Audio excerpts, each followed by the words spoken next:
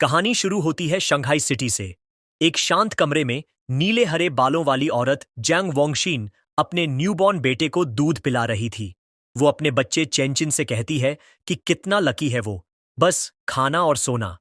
मुस्कुराते हुए बोली कि वो उसकी वजह से नींद खो रही है, लेकिन अगर वो स्वस्थ बड़ा हो जाए तो सब इसके काबिल है। उसे नहीं पता था कि ये बच्चा ऑर्डिनरी नहीं है। वो एक रीइंकारनेटेड इंसान था, अपने पिछले जीवन की कॉन्शियसनेस लेकर पैदा हुआ। दूध पीते पीते उसने नोट किया कि उसका दिमाग पूरी तरह डेवलप नहीं हुआ है, लेकिन फिर भी वो सब कुछ समझ रहा है। अचानक उसके सामने एक नीला गेम जैसा स्टेटस स्क्रीन आया। उस पर लिखा था, नेम लिन जिचिन, age 33 days, biological level ordinary tier 1। तभी उसे एहसास हुआ कि उसके पास एक स्पेशल चीट एबिलिटी है। 3 महीने की उम्र में लिन जिचिन अपने क्रिब में था और उसके माता पिता जांग वानिन और लिन यान उसे देख रहे थे। उसके पिता बोले कि यह बच्चा शारीरिक रूप से कितना गिफ्टेड लग रहा है, शायद बड़ा होकर एक माइटी जीन फ्यूजर बनेगा या कम से कम एक साइबॉग। तभी लिन जीचिन जोर जोर से किक मार रहा था। सिस्टम नोटिफिकेशन आया, kicked 10,000 times, biological attribute unlocked and advanced. अब उसे एक नया स्किल मिला, जिससे उसके शरीर का जो भी हिस्सा वो ट्रेन करेगा वो कार्बन बेस्ड लिमिट तक इन्फिनिटली स्ट्रांग बनता जाएगा। उसे महसूस हुआ कि उसकी ताकत बढ़ रही है। उसने सोचा, आखिर उसके पिता का मतलब क्या है जीन फ्यूजर्स और साइबॉर्ग से, और उसने सुपर हीरोज जैसी कल्पना की। 4 महीने की उम्र में लिन जिचिन बैठना और रेंगना सीख गया था। अपने पेरेंट्स को डराने से बचने के लिए वो रात में अकेले ट्रेनिंग करता था। हर बार जब वो क्रॉल करता, सिस्टम उसे पॉइंट से रिवॉर्ड करता। 1 महीने बाद 5 महीने की उम्र में वो चलना मास्टर कर चुका था। 6 महीने में वो अब अपने पेरेंट्स के सामने भी बैठ और क्रॉल सकता था, बिना ज्यादा अजीब लगे। एक दिन टीवी देखते वक्त न्यूज रिपोर्ट में एबरेंट बीस्ट्स दिखाई गईं, जिनसे लड़ने के लिए जीन फ्यूजर्स और साइबॉर्ग्स दोनों साथ लड़ रहे थे। तभी पहली बार लिन जिचिन को समझ आया कि ये दुनिया उसकी पुरानी दुनिया से कितनी अलग है। उसने जाना कि इस धरती पर म्यूटेशन हो चुका है और टेरिफाइंग क्रीचर्स पैदा हुए हैं, जिन्हें एबरेंट बीस्ट्स कहते हैं। इनसे लड़ने के लिए इंसानों ने 2 रास्ते बनाए। 1. मैकेनिकल असेंशन, जहां इंसान अपने शरीर को टेक्नोलॉजी से मॉडिफाई करके पावरफुल साइबॉर्ग्स बनते हैं। 2. जीन मॉडिफिकेशन, जहां इंसान एबरेंट बीस्ट्स के जीन्स को अपने साथ फ्यूज करके जीन फ्यूजर्स बनते हैं और मॉन्स्टर्स से अपनी शक्ति से लड़ते हैं। ये सब डेंजर्स समझकर रीइंकार्नेटेड लिन जीचिन ने ठान लिया कि वो अपने सिस्टम का इस्तेमाल करके सुरक्षित बड़ा होगा, धीरे धीरे इवॉल्व करेगा और इस खतरनाक दुनिया में सरवाइव करेगा। एक दिन डोरबेल बजी।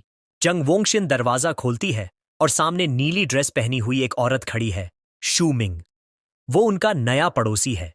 शूमिंग अपने परिवार का परिचय कराती है, अपने पति शेनजानी और छोटी बेटी शेनकिंग हान का, जो एक डॉल पकड़कर खड़ी है। लिन जिचिन उस छोटी लड़की को देखता है, जिसके बाल पर्पल हैं। वो मानता है कि शेनकिंग हान उसकी इस नई दुनिया की पहली दोस्त बनेगी, और उसे महसूस होता है कि उनकी किस्मतें एक दिन गहराई से जुड़ेंगी। समय बीतता है और लिन जिचिन खुद को ट्रेनिंग में झोंक देता है।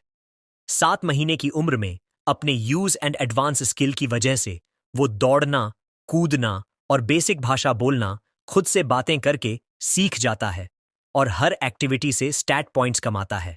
8 महीने में उसका ट्रेनिंग लेवल इतना बढ़ जाता है कि वो क्रिब में ही सिटअप्स और पुशअप्स करने लगता है। लेकिन वो ध्यान रखता है कि जब तक उसके पेरेंट्स आसपास न हो तभी प्रैक्टिस करे। लेकिन एक दिन उसकी मां जैंग वोंगशिन बैल्कनी में जाती है और शॉक्ड हो जाती है जब देखती है कि उसका 8 महीने का बेटा सिटअप्स कर रहा है। वो अपनी आंखें मलती है, यकीन नहीं होता। लेकिन चूंकि वो वेब नॉवेल ऑथर है, इसलिए उसे लगता है कि ये स्ट्रेस की वजह से हेलुसिनेशन है। लिन तुरंत सोने का नाटक करता है, राहत की सांस लेता है और सोचता है कि अब उसे और ज्यादा सावधान रहना होगा। कुछ दिनों बाद नहाते वक्त जैंग वोंगशिन को एक और बड़ा झटका लगता है।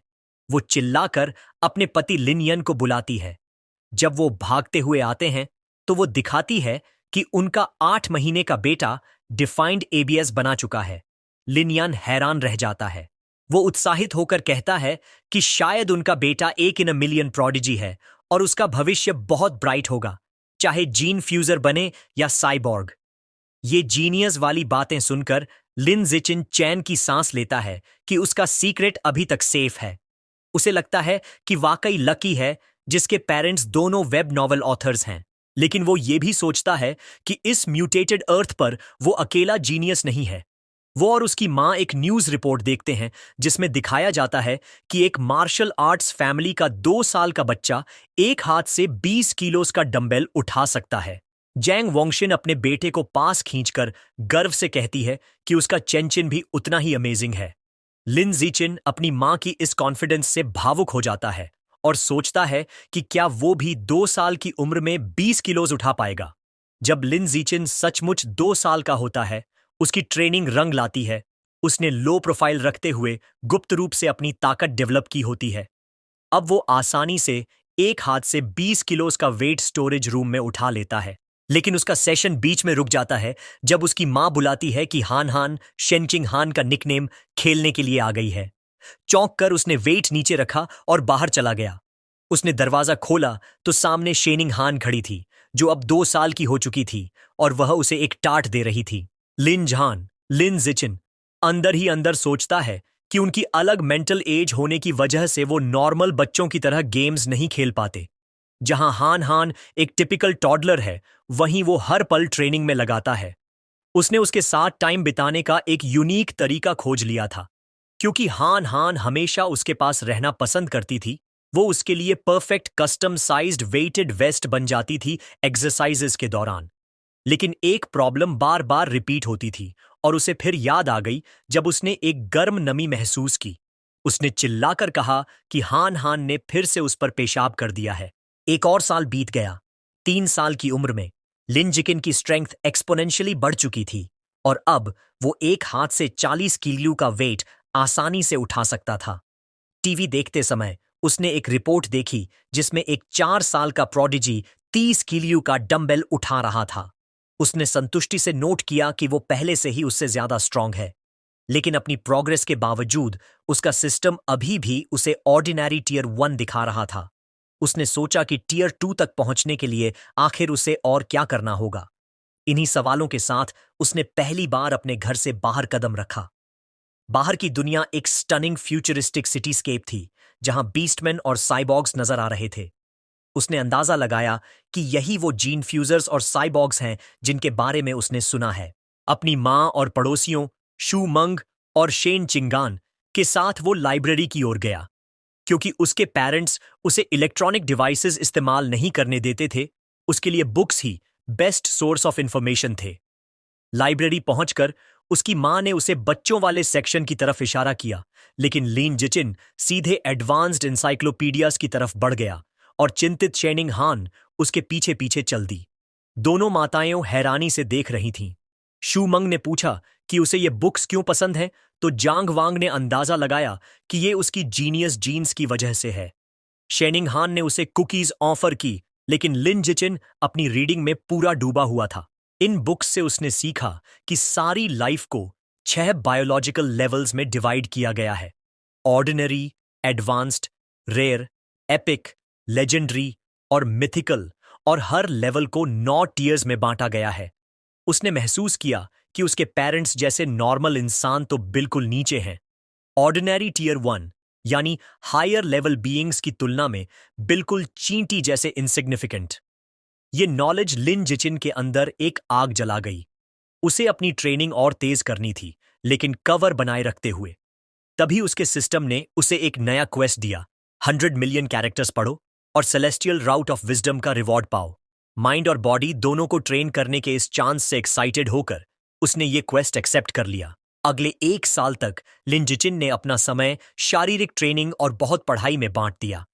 4 साल की उम्र में वह और शेन चिंगहान अपने टीचर मिस जांगमे का हाथ पकड़े हुए किंडरगार्टन जाने लगे। उसकी मेहनत रंग लाई। स्कूल शुरू होने के थोड़े समय बाद ही वह ऑर्डिनरी टीयर 2 तक पहुंच गया। उसकी फिजिकल ताकत बेहद जबरदस्त थी। वह एक हाथ से 80 किलो वेट उठा सकता था, 1.2 मीटर ऊंचाई तक कूद सकता था और 100 मीटर की दौड़ सिर्फ 11 सेकंड से कम समय में पूरी कर सकता था। ये आंकड़े किसी एडल्ट के लिए भी बहुत बड़े हैं। एक किंडरगार्टनर की तो बात ही छोड़ो। एक दिन उसने देखा कि कुछ बच्चे शेन चिंग हान को घेर कर खड़े हैं और उसे बेड वेटर कहकर चिढ़ा रहे हैं। अपने दोस्त को रुलाते हुए देखकर उसे समझ आ गया कि अब उसे एक्शन लेना होगा। वह नाटकीय अंदाज में सीधा पुलिस के बीच कूद गया, उन्हें घूरा और डरावनी धमकी दी।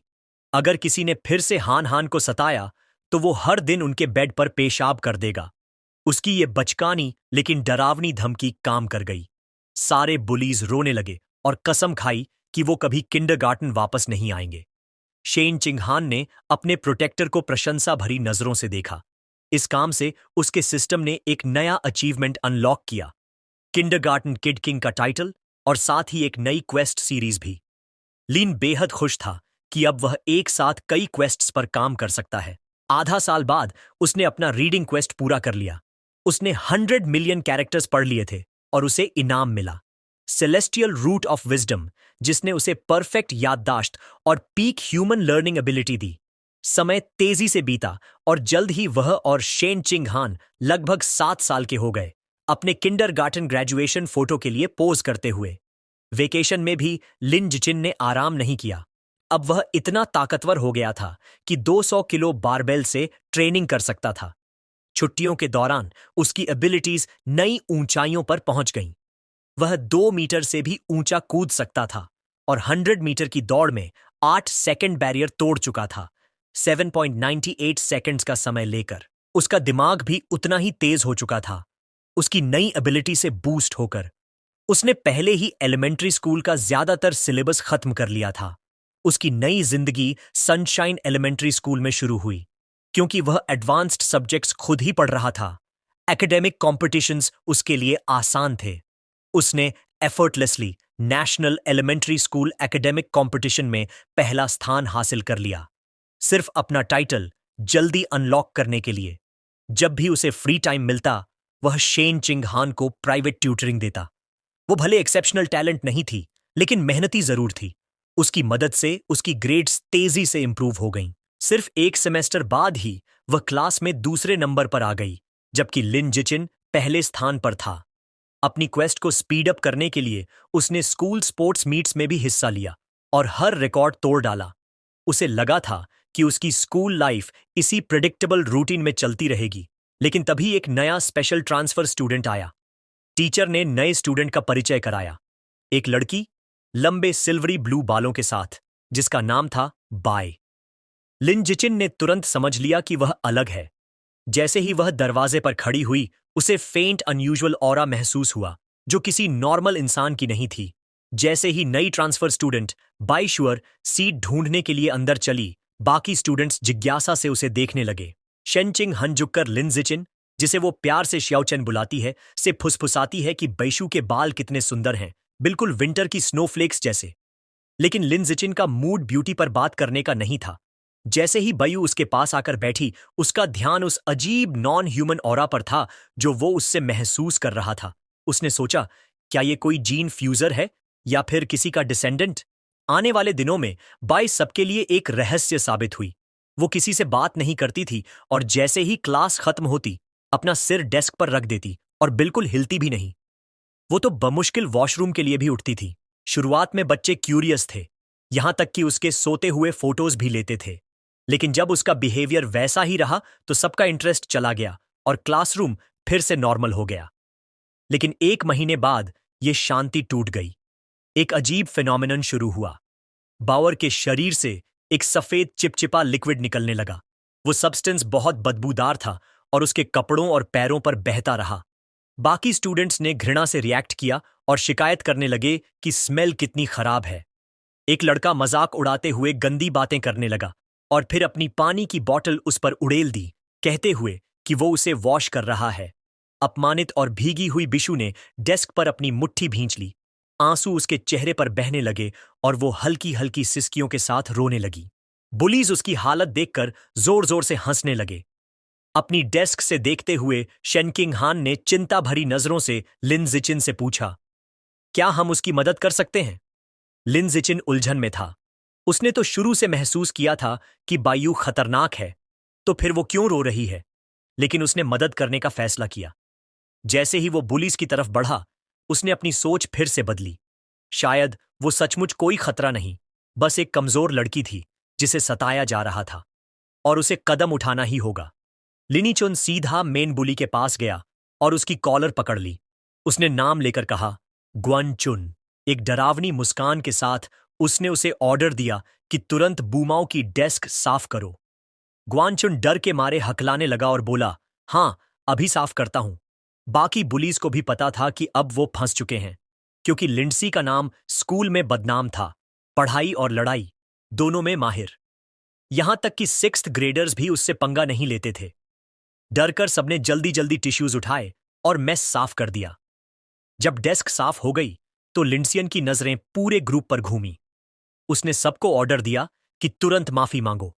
बुलीज पसीने से तरबतर डरते डरते लाइन में खड़े हो गए और सिर झुकाकर माफी मांगी, वादा किया कि अब कभी उसे तंग नहीं करेंगे। बुलीज के जाने के बाद बायू ने ऊपर देखा। उसकी आंखें आंसुओं से भरी थीं।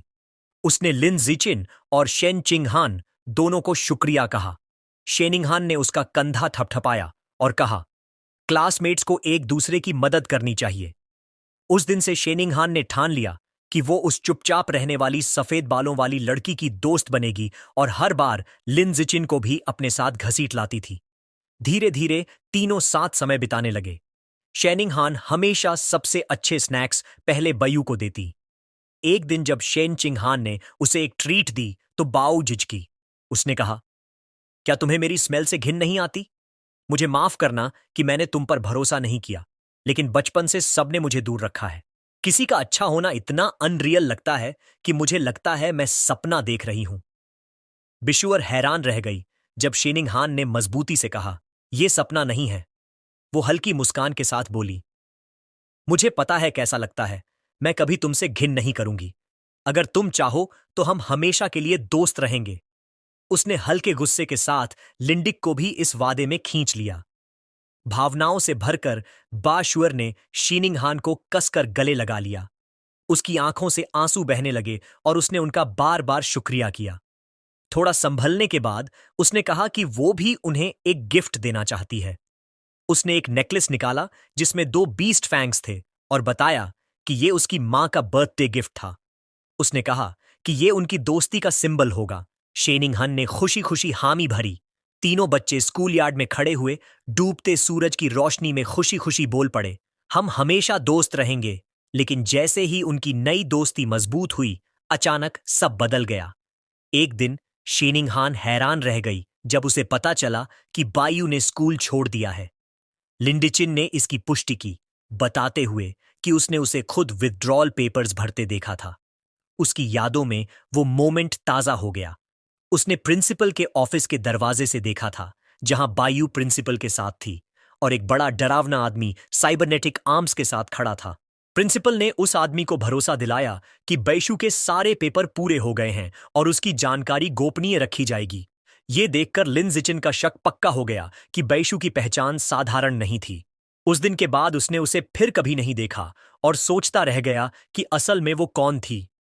कुछ समय बाद लिन जिचिन घर पर अपनी मां जांग वांगशिन को शोल्डर मसाज दे रहा था। मां ने चैन की सांस ली और बोली कि टाइपिंग के लंबे दिन के बाद ये मसाज बिल्कुल परफेक्ट है।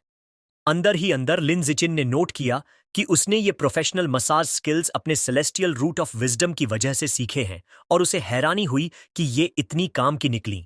उनकी शांत शाम को एक बड़ी खबर ने तोड़ दिया। न्यूज रिपोर्ट में दिखाया गया कि क्योटो प्रोडिजी ने फिर से कमाल कर दिया। सिर्फ 10 साल की उम्र में उसने अबेरेंट बीस्ट जीन्स के साथ सफल फ्यूजन कर लिया था और अब वह एक हाथ से 500 किलो की चट्टान उठा सकता था। लिन जिचिन ने उस लड़के को पहचाना और झटका खाया कि उसका प्रतिद्वंदी पहले ही जीन फ्यूजन शुरू कर चुका है। उसके पिता लिन यान ने शिकायत की कि ये क्योटो वाला लड़का हमेशा टीवी पर छाया रहता है। क्या लोग उसे इन्फ्लुएंसर बनाना चाहते हैं? मां बाप में बहस शुरू हो गई। लिन यान बोला कि वो बच्चा 1000 साल पुराने मार्शल आर्ट्स परिवार से है, उनके पास जरूर एडवांस जीन फ्यूजन टेक्नोलॉजी होगी। जांग वांगशिन ने तर्क दिया कि बच्चे को गिनी पिग बनाना गलत है। पिता ने पलटकर कहा कि ऐसे परिवारों के लिए परिवार की इंटरेस्ट सबसे ऊपर होती है। मां ने तंज कसते हुए कहा, तुम्हें तो सब पता है। उनकी बहस के बीच लिन जिचिन गहरी सोच में था। उसे याद आया कि फ्यूजन से पहले वो लड़का 100 किलो उठाता था, अब 500 किलो, यानी 5 गुना ताकत। लेकिन लिन जिचिन सिर्फ 8 साल की उम्र में बिना किसी जीन फ्यूजन के एक हाथ से 300 किलो उठा लेता था। उसने आत्मविश्वास से मुट्ठी बांधी और तय किया कि उसका पोटेंशियल कहीं ज्यादा बड़ा है। लेकिन यह कॉन्फिडेंस ज्यादा देर नहीं रहा। अगली खबर ने उसे डर का असली मतलब सिखा दिया। ब्रेकिंग न्यूज में दिखाया गया कि पड़ोसी देश का एक शहर पूरी तरह बर्बाद हो गया है एक विशाल धमाके में। फुटेज में दिखा कि हमला विशाल एबरेंट रैट्स ने किया था। स्क्रीन पर डरावने नजारे आए। राक्षसी चूहे खंडहरों में दौड़ते हुए एक औरत को अपने जबड़े में पकड़ लेते हैं और उसे बेरहमी से खा जाते हैं। रिपोर्ट में बताया गया कि इसके पीछे हेरेटिक्स कल्ट है, एक गुप्त संगठन जो इन राक्षसी जानवरों को अपने फायदे के लिए नियंत्रित करता है।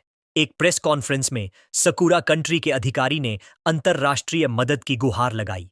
लिन जिचिन ने समझा कि ये हेरेटिक्स इंसानियत के गद्दार हैं। उसे सुकून मिला कि वो एक शक्तिशाली और सुरक्षित देश में पैदा हुआ है, जहां वो छुपकर मजबूत हो सकता है। तभी बाहर से सोनिक बूम्स की आवाज आई। वो खिड़की पर दौड़ा और पर्दे हटाए। रात के आसमान में भारी हथियारों से लैस साइबॉग्स की एक टुकड़ी उड़ रही थी। उसने सोचा कि इतने लोग क्यों तैनात किए गए हैं।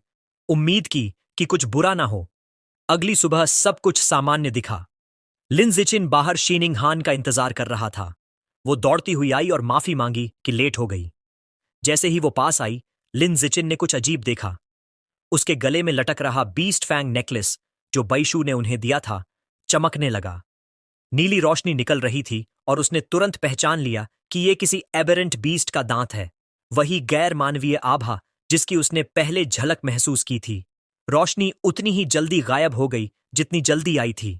दोनों ने इसे ज्यादा ध्यान नहीं दिया, लेकिन लिन जिचिन के मन में खौफ बैठ गया। साइबॉग्स की तैनाती और इस फैंग की प्रतिक्रिया, कुछ बड़ा होने वाला है। स्कूल जाते समय एक रहस्यमयी औरत उनके रास्ते में आई। लंबे लाल बाल, काली ड्रेस और एक लैंप पोस्ट से टिक कर खड़ी हुई। वो मुस्कुराते हुए बोली, क्या प्यारे बच्चे हो? क्या तुम भाई बहन हो? शीनिंग हान ने गर्व से जवाब दिया, नहीं, हम बचपन से सबसे अच्छे दोस्त हैं। औरत ने हल्की उदासी से कहा, काश मेरा भी कोई बचपन का दोस्त होता। फिर अचानक उसका चेहरा डरावना हो गया। आंखों में चमक लिए उसने पूछा, लेकिन तुम लोग स्कूल अकेले क्यों जा रहे हो? तुम्हारे माता पिता कहाँ हैं? जैसे ही शेनिंग हान बोलने लगी, लिन जिचिन ने जल्दी से उसका हाथ पकड़ लिया और बीच में काटते हुए कहा, चलो, देर हो रही है। वो उसे खींचकर आगे ले गया। पीछे रह गई वो रहस्यमयी लाल बालों वाली औरत। काफी दूर आने के बाद उसने शेनिंग हान को हल्के से डांटा, उसे याद दिलाते हुए कि अजनबियों से बात नहीं करनी चाहिए। उसने सिर हिलाकर हामी भर दी। स्कूल के बाद लिन जिचिन उसे एक सुनसान गली से ले गया। शेनिंग हान घबराकर बोली कि यह जगह कितनी डरावनी है।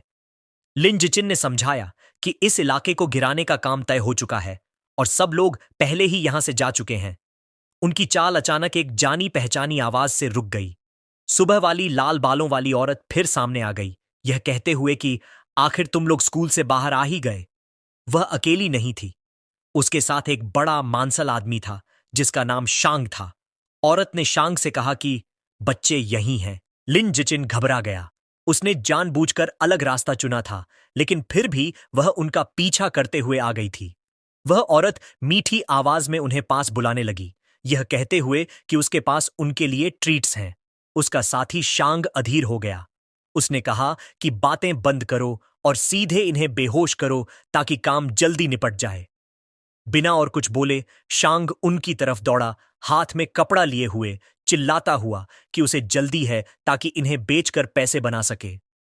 जैसे ही वह पास आया, लिन जिचिन ने शेनिंग हान को धक्का देकर किनारे किया और खुद सामने खड़ा हो गया। उसने अपनी मुट्ठी भींची और पूरी ताकत से शांग के चेहरे पर मुक्का मारा। मुक्का सीधे शांग के चेहरे पर लगा और उसका बड़ा शरीर वहीं रुक गया। अगले ही पल वह दर्द भरी चीख के साथ गली के अंदर पीछे जा गिरा। लाल बालों वाली औरत यह देखकर हैरान रह गई। उसे यकीन नहीं हो रहा था कि एक प्राइमरी स्कूल का बच्चा किसी बड़े आदमी को इतनी जोर से उड़ा सकता है। जमीन पर पड़ा शांग खून उगल रहा था। शांग के गिरते ही लिन जिचिन ने औरत पर ध्यान दिया।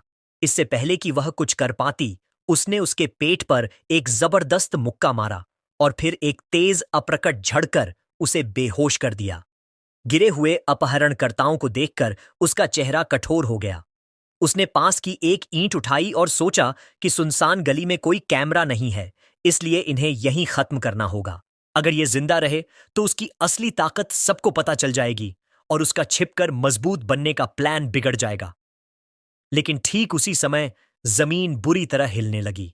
एक भयंकर भूकंप ने गली को हिला दिया। अचानक एक विशाल पंजा पास की दीवार तोड़कर बाहर निकला। अगले ही पल धूल और मलबे से एक दैत्याकार विकृत चूहा बाहर आया। वह राक्षसी चूहा बच्चों को नजरअंदाज कर सीधे बेहोश औरत की ओर झपटा, लेकिन उसे खाने के बजाय उसने पंजे से उसका सिर धड़ से अलग कर दिया। फिर उसने कटा हुआ सिर उठा लिया। यह देखकर शेनिंग हान चीख पड़ी। खतरे को पहचानते हुए लिन जिचिन ने उसे अपनी बाहों में उठा लिया और बोला, यह एक दैत्य चूहा है, हमें सुरक्षित जगह भागना होगा। वह तुरंत मुड़ा और उसे लेकर भाग निकला। भागते भागते अचानक आसमान में लाल और सुनहरे रंग की एक चमक दौड़ती है। एक फीमेल साइबॉर्ग जिसकी सुनहरी बाल थे और हेलमेट पर खरगोश जैसे कान लगे थे, बिजली जैसी तेजी से गली में आ उतरती है। उसकी गति इतनी अविश्वसनीय थी कि वो मानो धुंधली परछाई की तरह मॉन्स्टर चूहे के पास से निकल गई। लिन जिचिन के कंधे के ऊपर से देखते हुए शेनिंग हान हैरान होकर चिल्लाती है कि वो साइबॉर्ग कितनी तेज है। साइबॉर्ग बड़ी निपुणता से मॉन्स्टर के पीछे उतरती है और हमला करने की तैयारी करती है। उसका दस्ताना चमक उठता है और वो अपना हथियार चार्ज करते हुए ऐलान करती है, एनेस्थेटिक स्मोक। वो प्रोजेक्टाइल दागती है जो गली को हिला देने वाले धमाकों के साथ फटते हैं। लिन जिचिन तुरंत शेनिंग हान को अपनी बाहों से ढककर ब्लास्ट से बचाता है। विस्फोटों में फंसा मॉन्स्टर चूहा दर्द में दहाड़ता है और एनेस्थेटिक धुएं से चकरा जाता है। मौका देखते ही साइबॉर्ग आगे बढ़ती है और तेज वारों की झड़ी लगाकर कमजोर जानवर को खत्म कर देती है। बाद में लिन जिचिन घर पर न्यूज रिपोर्ट देखता है जिसमें इस घटना को दिखाया जाता है। वो लड़ाई का गहराई से विश्लेषण करता है और निष्कर्ष निकालता है कि उस साइबॉर्ग की ताकत बहुत ऊंची नहीं थी। उसे पहले मॉन्स्टर को कमजोर करना पड़ा और फिर भी उसे खत्म करने में पूरे 7 मिनट लगे। वो सोचता है कि मॉन्स्टर चूहे कितने खतरनाक जीव होते हैं, जो 10 मीटर से ज्यादा लंबे हो सकते हैं और ऑर्डिनरी 5th टियर तक पहुंच सकते हैं। हालांकि वो दोनों सुरक्षित बच निकले। यह घटना उसे फिर याद दिलाती है कि यह दुनिया कितनी खतरनाक है। वह निश्चय करता है कि उसे और भी कठोर प्रशिक्षण करना होगा ताकि खुद को और अपने अपनों को बचा सके। इसके बाद उसे अपने ट्रेनिंग स्पेस में देखा जाता है जहां वो भारी बारबेल के साथ वेटेड स्क्वाट्स कर रहा होता है। सिस्टम उसे इसके लिए पॉइंट्स से पुरस्कृत करता है। भले ही मॉन्स्टर चूहों का खतरा मंडरा रहा है, जिंदगी आगे बढ़ती रहती है। कुछ ही समय बाद लिन जिचिन और शेनिंग हान अपने 9वें जन्मदिन का जश्न मनाते हैं। दोनों परिवार एक बड़े केक के इर्द गिर्द जमा होते हैं। विश मांगने के बाद दोनों एक दूसरे को तोहफे देते हैं। अपनी सेलेस्टियल रूट ऑफ विजडम की बदौलत लिन जिचिन ने सिर्फ एक रात में खुद से नक्काशी सीख ली थी और शेनिंग हान के लिए बारीक डिजाइन वाला लकड़ी का हेयर पिन बना डाला। शेनिंग हान बहुत खुश हो जाती है, उसे बालों में लगाकर मुस्कुराती है और कहती है कि उसे यह बहुत पसंद है। समय तेजी से बीतता है और दोनों एलिमेंट्री स्कूल से ग्रेजुएट होकर मिडिल स्कूल शुरू करते हैं। इसी समय सिस्टम उसे नोटिफाई करता है कि उसने 9 साल की कंपल्सरी एजुकेशन पूरी करके नया अचीवमेंट हासिल किया है। किंडरगार्टन किड किंग और एलिमेंट्री स्कूल टॉप डॉग दोनों टाइटल्स अनलॉक हो जाते हैं। वो उत्साहित हो जाता है कि अगला टाइटल मिडिल स्कूल ओवरलॉर्ड होगा, जिससे उसे survival of the fittest attribute मिलेगा। छुट्टियों के दौरान भी वो हाई इंटेंसिटी ट्रेनिंग करता है। उसके ट्रेनिंग सेशन में शामिल होता है पीठ पर भारी चट्टान रखकर 1000 पुशअप्स, जिससे उसकी स्टैट्स में भारी बढ़ोतरी होती है। उसकी मेहनत रंग लाती है। स्कूल शुरू होने से ठीक पहले 10 किलोमीटर दौड़ के बाद उसका सिस्टम ऐलान करता है कि उसकी बायोलॉजिकल लेवल बढ़कर ऑर्डिनरी 3rd टियर तक पहुंच गई है। उसके शारीरिक गुण आश्चर्यजनक रूप से बढ़ गए थे। अब वह एक हाथ से 700 किलो उठा सकता था, 4 मीटर ऊंचाई तक कूद सकता था और 100 मीटर की दौड़ केवल 6 सेकंड में पूरी कर सकता था। अपनी ताकत बढ़ते हुए देखकर वह सोचता है कि क्योटो का प्रोडिजी अब किस स्तर पर पहुंच चुका होगा। संयोग से स्कूल शुरू होने से एक रात पहले टीवी पर एक नई खबर प्रसारित होती है। रिपोर्ट में बताया जाता है कि अब 14 साल का हो चुका प्रोडिजी विशाल चींटी के जीन के साथ फ्यूज हो चुका है और एक हाथ से 2000 किलो का मिश्र धातु ब्लॉक उठा सकता है। लिन जिचिन गणना करता है कि चूंकि विशाल चींटी के जीन ताकत को 4 से 8 गुना तक बढ़ा देते हैं, तो प्रोडिजी की असली ताकत बिना जीन के सहारे लगभग 500 किलो ही है। इसका मतलब यह था कि वह अब भी बुनियादी रूप से प्रोडिजी से ज्यादा ताकतवर है। यह सोचकर उसके चेहरे पर मुस्कान आ जाती है और वह कल्पना करता है कि भविष्य में जीन फ्यूजन के साथ वह कितना शक्तिशाली बनेगा। अगले दिन मिडिल स्कूल शुरू होता है। शहर का टॉप स्टूडेंट होने की वजह से सभी बेहतरीन मिडिल स्कूल्स ने उसे अपने यहां बुलाने की कोशिश की थी, लेकिन उसने शंघाई मिडिल स्कूल का निमंत्रण स्वीकार किया, इस शर्त पर कि शेनिंग हान भी उसी की क्लास में होगी। रजिस्ट्रेशन के समय प्रिंसिपल और नए क्लास टीचर उनका स्वागत करते हैं और बताते हैं कि वे उस पर कितना भरोसा कर रहे हैं। थोड़ी औपचारिक बातों के बाद वह बहाना बनाकर शेनचिंग हान के साथ वहां से निकल जाता है। दरअसल शंघाई मिडिल स्कूल चुनने का असली कारण उसकी बेहतरीन खेल सुविधाएं थीं। उन्होंने तय किया था कि क्लास शुरू होने से पहले स्कूल के कोर्ट पर बैडमिंटन खेलेंगे। कोर्ट पर उत्साहित शेनिंग हान कहती है कि अब खेल शुरू करना चाहिए। वह शॉट लगाते हुए अपने अंदाज में उसे फेरीज कर्व बॉल कहती है। लिन जिचिन आसानी से शटलकॉक को हवा में पकड़ लेता है, लेकिन उनका खेल बीच में ही रुक जाता है। एक ग्रुप सीनियर स्टूडेंट्स वहां आ जाता है और उनका लीडर, जिसने उलटी कैप पहन रखी थी, शटलकॉक छीन लेता है और कहता है कि यह कोर्ट उनके लिए रिजर्व है। उसके दोस्त मजाक उड़ाते हुए कहते हैं कि शेनिंग हान चाहें तो उनके साथ खेल सकती है। शेनिंग हान डटकर जवाब देती है कि उन्हें नियमों का पालन करना चाहिए और वे लोग पहले आए थे। लिन जिचिन उसकी ओर बढ़ते सीनियर्स को ठंडी नजर से देखता है और सख्त लहजे में कहता है कि वह शेनिंग हान से दूर रहें और याद रखें कि पहले आओ पहले पाओ का नियम लागू होता है। लीडर घमंडी अंदाज में हंसते हुए कहता है कि अब कोर्ट उसी का है। वह शटलकॉक उठाता है और सर्व करने ही वाला होता है कि लिन जिचिन हरकत में आ जाता है। वह ठंडे स्वर में कहता है कि अब से यहां सिर्फ उसके नियम चलेंगे। वह जबरदस्त ताकत के साथ उछलता है और शटलकॉक को इतनी तेजी से स्मैश करता है कि वह सफेद धुंध की तरह कोर्ट के पार निकल जाता है। ताकत इतनी जबरदस्त होती है कि लीडर के पास रिएक्ट करने का भी वक्त नहीं मिलता। टकराव से उसका रैकेट चकनाचूर हो जाता है और उसकी कैप उड़कर गिर जाती है। सीनियर्स के चेहरे पर पसीना और डर साफ झलकता है। वे कांपते हुए सोचते हैं कि क्या लिन जिचिन इंसान भी है या फिर कोई जीन फ्यूजर। उनमें से एक घबराकर कहता है कि अगर शॉट थोड़ा सा भी इधर उधर हुआ होता तो उनके बॉस का सिर उड़ गया होता। डरे हुए सीनियर्स गहरी झुककर माफी मांगते हैं और कहते हैं कि अब वे नियम समझ गए हैं और तुरंत चले जाएंगे। फिर वे जल्दी से वहां से भाग निकलते हैं। शायद उस घटना की खबर फैल गई थी, क्योंकि उसके बाद कभी किसी ने लिन जिचिन या शेनचिंग हान को परेशान करने की हिम्मत नहीं की। स्कूल जीवन बाकी लगभग वैसा ही था, बस अब यह बड़ा था और सुविधाएं बेहतर थीं। पढ़ाई में लिन जिचिन बहुत आगे था, क्योंकि वह मिडिल स्कूल का पूरा कोर्स पहले ही पूरा कर चुका था। क्लास में वह अक्सर दिलचस्प किताबें पढ़कर समय बिताता था। रात को वर्कआउट के बाद वह अपने सेलेस्टियल रूट ऑफ विजडम का इस्तेमाल कर ऑनलाइन नए नए स्किल्स सीखता, जैसे कुकिंग, फोटोग्राफी, ड्राइविंग, स्विमिंग और कई तरह के खेल। Middle school Overlord title unlock करने के लिए उसने सिर्फ हर विषय में पहला स्थान ही नहीं पाया, बल्कि स्कूल को नेशनल प्रतियोगिताओं में भी रिप्रेजेंट किया। और आखिरकार वह ढेरों ट्रॉफीज के बीच खड़ा दिखाई दिया। प्रोफाइल बनाए रखने के लिए वह जानबूझकर हर प्रतियोगिता में पहला स्थान नहीं लेता था। पूरा एक सेमेस्टर बीत गया, लेकिन टाइटल अब तक अनलॉक नहीं हुआ। हालांकि उसके शानदार प्रदर्शन ने उसे कई फैन गर्ल्स दिला दी, जो उसकी डेस्क पर ढेरों लव लेटर्स छोड़ जाती थीं। लेकिन उसने उन सबको नजरअंदाज कर दिया। शेनचिंग हान को ट्यूशन देने के अलावा वह आने वाले स्कूल स्पोर्ट्स फेस्टिवल पर ध्यान केंद्रित कर रहा था।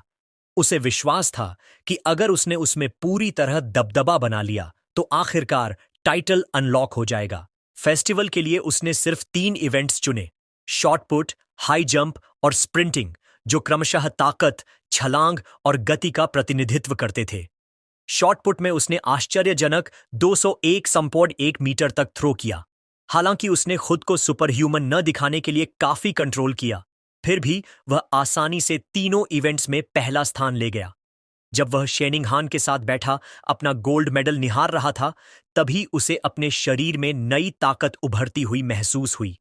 एक सिस्टम नोटिफिकेशन प्रकट हुआ जिसमें घोषणा हुई कि उसकी उपलब्धियां बाकी सभी छात्रों से बहुत आगे निकल जाने के कारण उसने middle school Overlord title unlock कर लिया है। तीनों स्कूल एज टाइटल्स अनलॉक होने के साथ ही dominant 9 years of compulsory education achievement पूरा हो गया और उसे नया बायोलॉजिकल एट्रीब्यूट मिला, सर्वाइवल ऑफ द फिटेस्ट। उस ताकत को अपने अंदर बहता महसूस करते हुए लिन जिचिन ने संतोष के साथ महसूस किया कि टाइटल आखिरकार अनलॉक हो गया है। जैसे ही लिन जिचिन और शेनिंगहान स्कूल छोड़ते हैं, वो अपने नए survival of the fittest attribute के बारे में सोचता है। ये एबिलिटी एक प्रेडेटर को दूसरे क्रीचर्स की लाइफ एसेंस खाकर इवॉल्व करने देती है। वो सोचता है, लाइफ एसेंस क्या होता है? वो सोच में खो जाता है जब तक शेनिंगहान उसे रोकती है। हकीकत में वापस आकर उसे एक आइडिया आता है। वो शेनिंगहान से पूछता है कि क्या वो उसका बीस्ट फैंग नेकलेस बोरो कर सकता है। वो मान जाती है और उसे दे देती है। जैसे ही उसकी उंगलियां फैंग को छूती हैं, सिस्टम नोटिफिकेशन आता है। इसमें लिखा होता है कि उसने एबिसल जायंट बटरफ्लाई की लाइफ एसेंस का एक ट्रेस डिवावर कर लिया है और नया गाइड बुक खुल गया है जिसमें 1% प्रोग्रेस है। उसके आसपास एक बड़ी अंधेरी तितली की स्पेक्ट्रल इमेज आती है जिसके पंखों पर आंखें होती हैं। वो चौंक जाता है कि फैंग असल में बटरफ्लाई का टूथ है। उस रात और जानने की उम्मीद में वो एबिसल जायंट बटरफ्लाई के बारे में ऑनलाइन सर्च करता है, परंतु उसे कोई रिजल्ट नहीं मिलता। समझ जाता है कि उसे इस एग्जॉटिक बीस्ट को खुद पढ़ना पड़ेगा। उसे याद आता है कि बाय शुअर ने उन्हें 2 फैंग दिए थे। वो अपने बैग में खोजता है और दूसरा फैंग निकालता है। दूसरा फैंग पकड़कर वो फिर से उसकी पावर अब्सॉर्ब करता है। एक और सिस्टम नोटिफिकेशन आता है जो बताता है कि उसने दूसरे लाइफ एसेंस का ट्रेस भी डिवावर कर लिया है, पर गाइडबुक प्रोग्रेस सिर्फ 2% तक बढ़ा है। वो फैंग को देखकर निराश होता है, समझता है कि उसमें लाइफ एसेंस ज्यादा नहीं बचा है। वो सोचता है कि एबिसल जायंट बटरफ्लाई की पूरी पावर अनलॉक करने के लिए उसे कोई और तरीका ढूंढना पड़ेगा। अगले दिन स्कूल के बाद अपनी ट्रेनिंग तेज करने और किसी भी एबेरेंट बीस्ट से जल्दी बचने के लिए लिन जिचिन रोज स्कूल जाने आने में शेनिंगहान को बाइक पर लेकर जाता है। जब वे स्कूल के मैदान से बाहर निकल रहे होते हैं, एक आदमी उन्हें बुलाता है। ट्रैक सूट पहने आदमी जिचिन को रोकता है और खुद को कोच गुओ बताता है, जो स्कूल की मार्शल आर्ट्स टीम का कोच है। वो लिन जिचिन की खेल प्रतियोगिता में परफॉर्मेंस की तारीफ करता है, जहां उसने स्कूल हिस्ट्री का सबसे अच्छा प्रदर्शन किया था। उत्साह से वो फॉर्मली उसे टीम ज्वाइन करने का इनविटेशन देता है, बोलता है कि उसकी एथलेटिक टैलेंट उसकी पढ़ाई से ज्यादा है। कोच गुओ उसे हां कहने को कहता है, पर सोचने के लिए भी टाइम देता है। कोच गुओ इतनी जल्दी और जोश से बोलता है कि लिन जिचिन मना नहीं कर पाता। जब वे बाइक पर निकलते हैं, कोच उन्हें विदा कहता है और बताता है कि मार्शल आर्ट्स टीम जिम के रूम सी में है और अगली बार अगर फ्री हो तो आने के लिए कहता है। सूरज ढलते ही लिन जिचिन अपने कमरे में वापस आता है। अपनी नई एबिलिटी टेस्ट करने के लिए तैयार होता है। वो हाथों से हाथ मारकर एक कॉकरोच और मस्कीटो मारता है जो उसे मिला। वो मरे हुए इंसेक्ट्स को देखता है, पर कोई पावर सर्ज महसूस नहीं करता। समझता है छोटे और आम क्रीचर्स मारने से स्किल एक्टिवेट नहीं होती। वो सोचता है कि सिर्फ ताकतवर या एग्जॉटिक बीस्ट्स में लाइफ एसेंस होती है, जिसे डिवावर कर वो इवॉल्व कर सकता है। इस नए आइडिया की जांच के लिए वो एक सुपरमार्केट जाने का फैसला करता है, जहां बीस्ट मीट बेचा जाता है। शेनिंगहान को पीछे बिठाकर वो शहर की तरफ बाइक चलाता है। जल्दी ही वे एक बड़ा मल्टी स्टोरी सुपरमार्केट पहुंचते हैं। अंदर वे गलियारों के माध्यम से चलते हैं और लिन जिचिन नोट करता है कि भले ही बहुत सारा बीस्ट मीट है, लेकिन वो सब प्री पैकेज्ड है। उसे पता है कि बिना मांस को छुए वह अपनी थियरी नहीं टेस्ट कर सकता। जब वह फ्रस्ट्रेटेड होने लगता है, तभी उसे एक बुच्चर की आवाज सुनाई देती है जो ताजा काटा गया बीस्ट मीट बेच रहा है। वो एक काउंटर देखता है जहां लिखा होता है fresh beast meat, pre packaged नहीं, सेफ टू ईट। वहां एक बुच्चर बड़े टुकड़ों में मांस काट रहा होता है। लिन जिचिन शेनिंगहान से कहता है कि वो इंतजार करे और वो मांस को चेक करने वाला है। वह और कुछ नहीं बताता, बस जल्दी से काउंटर की ओर भागता है। वह अपना हाथ फ्रेश कटे बीस्ट मीट पर रखता है। जैसे ही उसका हाथ मांस से टच होता है, एक तेज पर्पल एनर्जी की लहर उसके अंदर बहने लगती है। जैसा कि उसने सोचा था, बीस्ट मीट में लाइफ एसेंस की मजबूत लहर होती है। वह एक्साइटमेंट में मुट्ठी मजबूत कर लेता है और चेहरे पर बड़ी मुस्कान आ जाती है। शेनिंगहान इसे देखकर हैरान होती है, सोचती है कि सिर्फ मांस छूने से वह इतना एक्साइटेड क्यों हो रहा है। वह उसके पास जाकर कंफ्यूज्ड और कंसर्न्ड होकर पूछती है कि मांस कैसा लग रहा है। लिन जिचिन कूल बने रहने की कोशिश करता है और कैजुअली कहता है कि मांस सामान्य से ज्यादा ताजा लगता है और पूछता है क्या वो भी छूना चाहती है। शेनिंगहान हाथों से तेजी से इनकार करती है और कहती है कि उसने काफी छुआ है दोनों के लिए। अपनी थ्योरी कंफर्म करने के बाद लिन जिचिन घर पर ट्राई करने के लिए बीस्ट मीट खरीदने का फैसला करता है, जो शेनिंगहान के लिए सरप्राइजिंग होता है। वो उसकी रिएक्शन को देखकर उबराश नहीं होता, क्योंकि उसे पता है कि बीस्ट मीट बहुत महंगा होता है। सबसे सस्ता ऑप्शन गोस्ट शैडो स्क्विड करीब 1000 येन प्रति जिन का होता है। उसने स्क्विड वाला पैकेज उठाया। शीनिंगहान कीमत को देखकर पैनिक हो गई और कहती है कि यह बहुत महंगा है और उसे पहले अपनी मां से पूछना चाहिए। लिंजेचीन मुस्कुराता है और उसकी सिर पर प्यार से हाथ रखता है। कहता है, चिंता मत करो। वह एक झूठ बनाता है कि उसकी मां ने उसे पहले ही दोनों परिवारों के लिए बहुत कुछ खरीदने को कहा है। एक फ्लैशबैक में उसकी मां जंग वंगशिन खुशी खुशी दावत बनाने को तैयार होती है। अंदर से लिन जिचिन स्वीकार करता है कि शेयरिंग उसकी योजना का हिस्सा है, लेकिन उसका ज्यादा इंपॉर्टेंट कारण यह टेस्ट करना है कि क्या वह खाने के दौरान लाइफ एसेंस अब्जॉर्ब कर सकता है, क्योंकि उसे डर है कि सीधे अब्जॉर्प्शन से मांस खराब हो जाएगा। चेकआउट पर वह गोस्ट शैडो स्क्विड के 3 पैकेज 29.94 येन में खरीदता है। महिला कैशियर उसका धन्यवाद करती है। जैसे ही वे बाहर निकलते हैं, लिन जिचिन सोचता है कि मांस कितना महंगा था और सोचता है कि अगली बार कब वे इसे अफोर्ड कर पाएंगे। जब तक वे शॉपिंग खत्म करते हैं, रात के 9 बजे के बाद हो चुका होता है। शहर हाल ही में कैओटिक रहा है, इसलिए वे सेफ्टी के लिए सीधे घर जाने का फैसला करते हैं। घर जाते वक्त लिन जिचिन अपने एक्सपेरिमेंट के बारे में सोचता रहता है। इंतजार नहीं कर पाता तो चुपके से अपने बस्केट में रखे मांस के पैकेज पर हाथ रख देता है। तुरंत उसे वही परिचित पर्पल एनर्जी की तेज लहर महसूस होती है। उसका सिस्टम कंफर्म करता है कि उसने घोस्ट शैडो स्क्विड की लाइफ एसेंस का एक हिस्सा डिवोर कर लिया है। उस क्रिएचर का नया गाइड बुक अनलॉक हो जाता है, लेकिन प्रोग्रेस सिर्फ 0.1% ही बढ़ता है। उसके दिमाग में एक डरावनी मल्टी आइड स्क्विड की छवि आती है। जब वे शांत सड़कों से बाइक चला रहे होते हैं तो वह थोड़ा मानसिक हिसाब करता है। उसे समझ आता है कि थोड़ा सा मांस खाकर सिर्फ उसकी ताकत का छोटा हिस्सा ही अनलॉक हुआ है। वह सोचता है कि उसे गाइड बुक में 100% पहुंचने के लिए 100 जिन तक डिवोर करना पड़ेगा, जिसकी कीमत लगभग 1000 येन होगी। वह स्क्विड की खास काबिलियत के बारे में सोचता है, जो पानी में घुलकर गायब हो जाती है, और तय करता है कि यह ताकतवर स्किल कीमत के लायक है। उसका रास्ता साफ है, उसे बहुत बड़ा पैसा कमाना होगा, क्योंकि इतना पैसा अपने परिवार से नहीं मांग सकता। फिर उसे याद आता है कि मांस खरीदने का दूसरा कारण यह था कि टेस्ट करे कि क्या लाइफ एसेंस को एब्जॉर्ब करने से मांस खराब हो जाता है। वह पैकेज देखता है। मांस अब भी बिल्कुल ताजा लग रहा है। वह खुश हो जाता है कि एसेंस लेने से मांस खराब नहीं होता। जैसे जैसे वह इसकी शक्ति एब्जॉर्ब करता है, स्क्विड के लिए उसका प्रोग्रेस बार बढ़कर 3% हो जाता है। उसकी एकाग्रता उस वक्त टूटी जब शेनिंगहान ने चेतावनी दी। उसने तेजी से ब्रेक लगाकर बाइक रोकी, बस कुछ इंच दूर एक जोड़े से टकराने से बचते हुए, और माफी मांगी।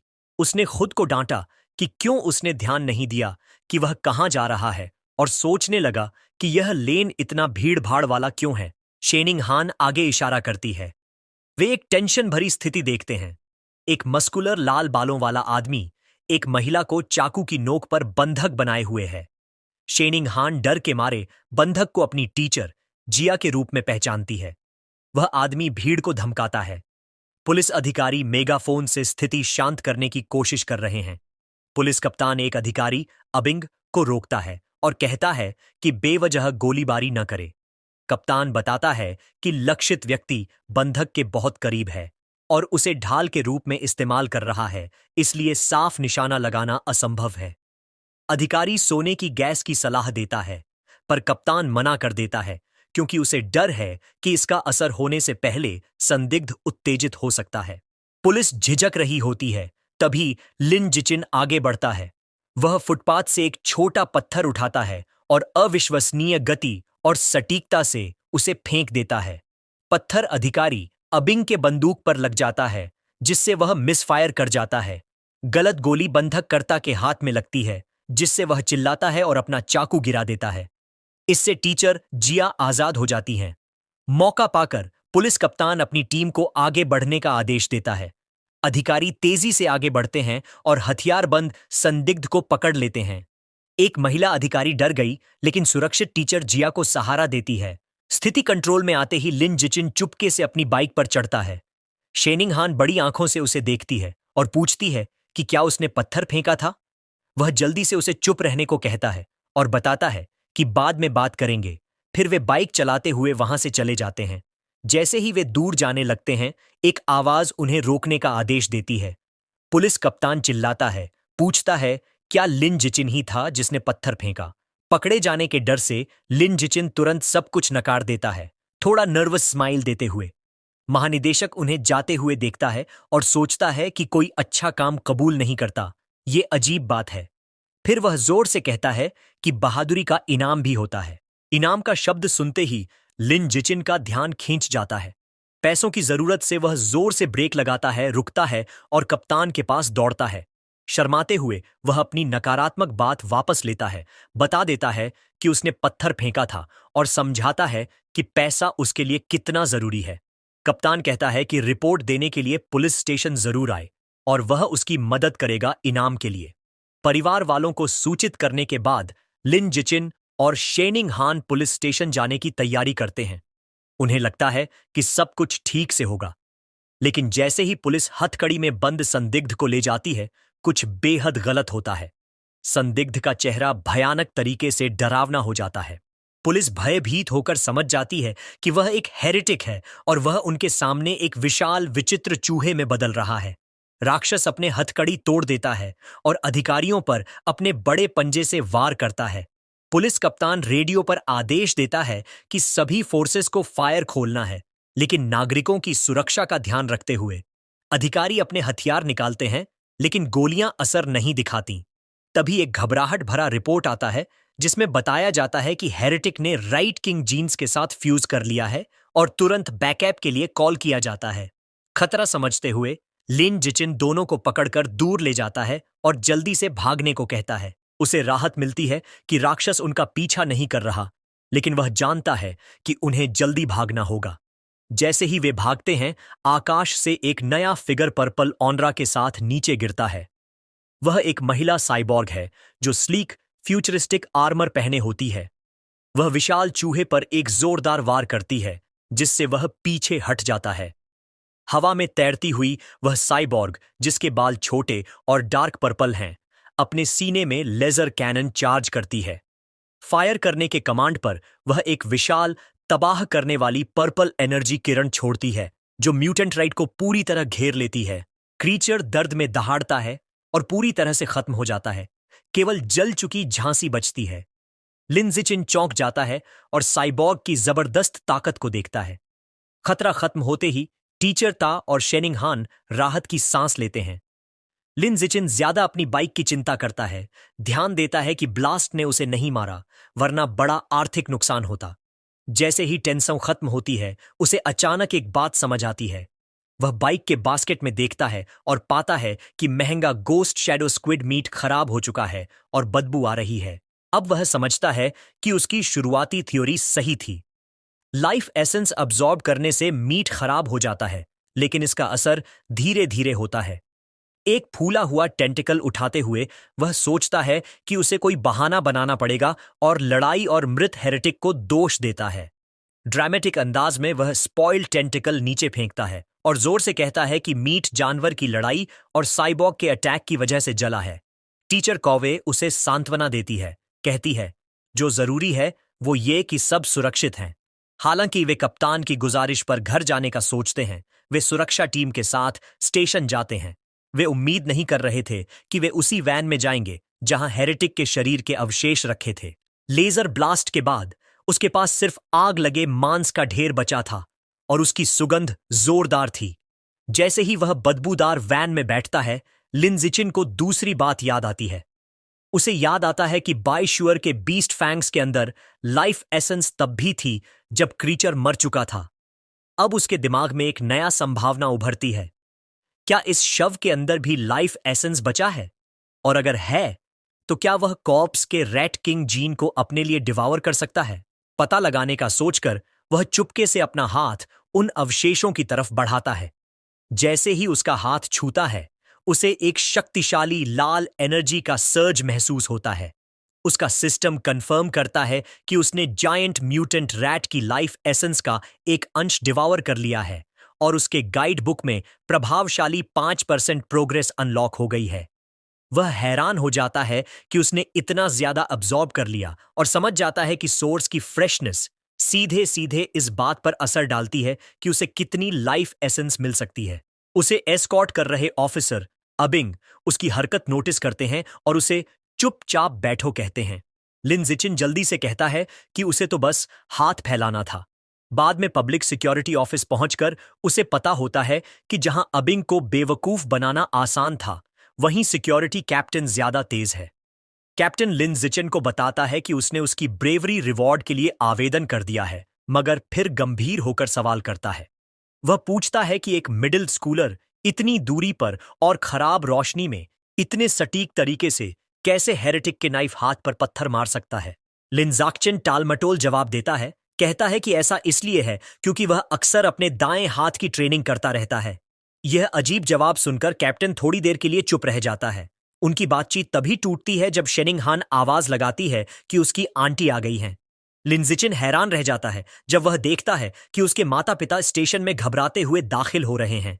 उसकी मां घबराई हुई हालत में उसकी तरफ दौड़ती है, डर से चेहरा सफेद और आंखों में आंसू, उसका नाम पुकारते हुए। वह उसे कसकर गले लगाती है और पूछती है कि वह ठीक है या नहीं, और कहती है कि उसने उसे आधा मरने जितना डरा दिया। वह मां को शांत कराने की कोशिश करता है, भरोसा दिलाता है कि वह ठीक है, और तो और उसे ब्रेवरी रिवॉर्ड भी मिला है। उसे कसकर पकड़े हुए उसकी मां उससे वादा लेती है कि अगली बार कोई खतरा हुआ तो वह सबसे पहले कहीं छुप जाएगा। उसकी आंखों में आंसू भर आते हैं और वह कहती है कि उसे बस इतना चाहिए कि वह सुरक्षित बड़ा हो। लिनजिचिन अपनी मां की दिल से निकली चिंता से विजिबली प्रभावित होता है। जब वे निकलते हैं तो लिनजिचिन अपनी मां को फिर भरोसा दिलाता है कि वह हमेशा पहले खुद की सुरक्षा करेगा। पुलिस कैप्टन उन्हें जाते हुए देखता है, अब भी उस लड़के की अजीब एबिलिटीज के बारे में सोचते हुए। रास्ते में बाहर निकलते समय लिन जिचिन 2 महिला पुलिस ऑफिसर्स के पास से गुजरता है जो केस के बारे में चर्चा कर रही थी। एक महिला ऑफिसर कहती है कि परवर्ट्स अब और भी ज्यादा बेशर्म हो गए हैं, और उसकी साथी बताती है कि वह हेरेटिक असल में ग्वांगयुन यूनिवर्सिटी का एक लिबरल आर्ट्स स्टूडेंट था जिसे रैट गॉड कल्ट ने ब्रेन वॉश कर दिया था।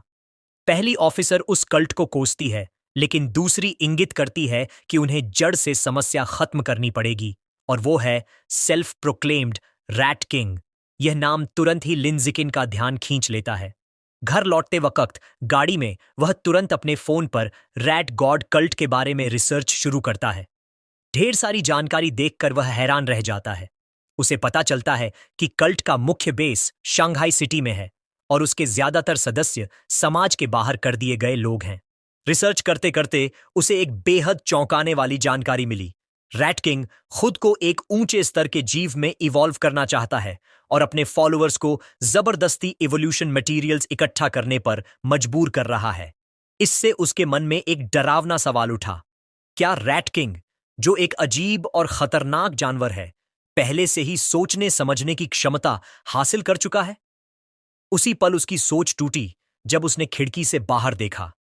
फुटपाथ पर उसे एक इतना बड़ा चूहा दिखा जो बिल्ली के बराबर था। एक पल के लिए उसने सोचा, क्या यह रैट किंग से जुड़ा हो सकता है? लेकिन फिर खुद को समझाया कि दक्षिण में इतने बड़े चूहे होना कोई नई बात नहीं। उसने इस ख्याल को झटका और महसूस किया कि शेनिंगहान पूरी तरह चुप है। उसने उसकी तरफ देखा तो पाया कि वह असहज होकर हिल रही है, अपने घुटनों को कसकर जोड़े हुए है। वह तुरंत समझ गया। बचपन से ही शीनिंगहान जब भी घबराती है या डरती है, वह अपना ब्लैडर कंट्रोल नहीं कर पाती।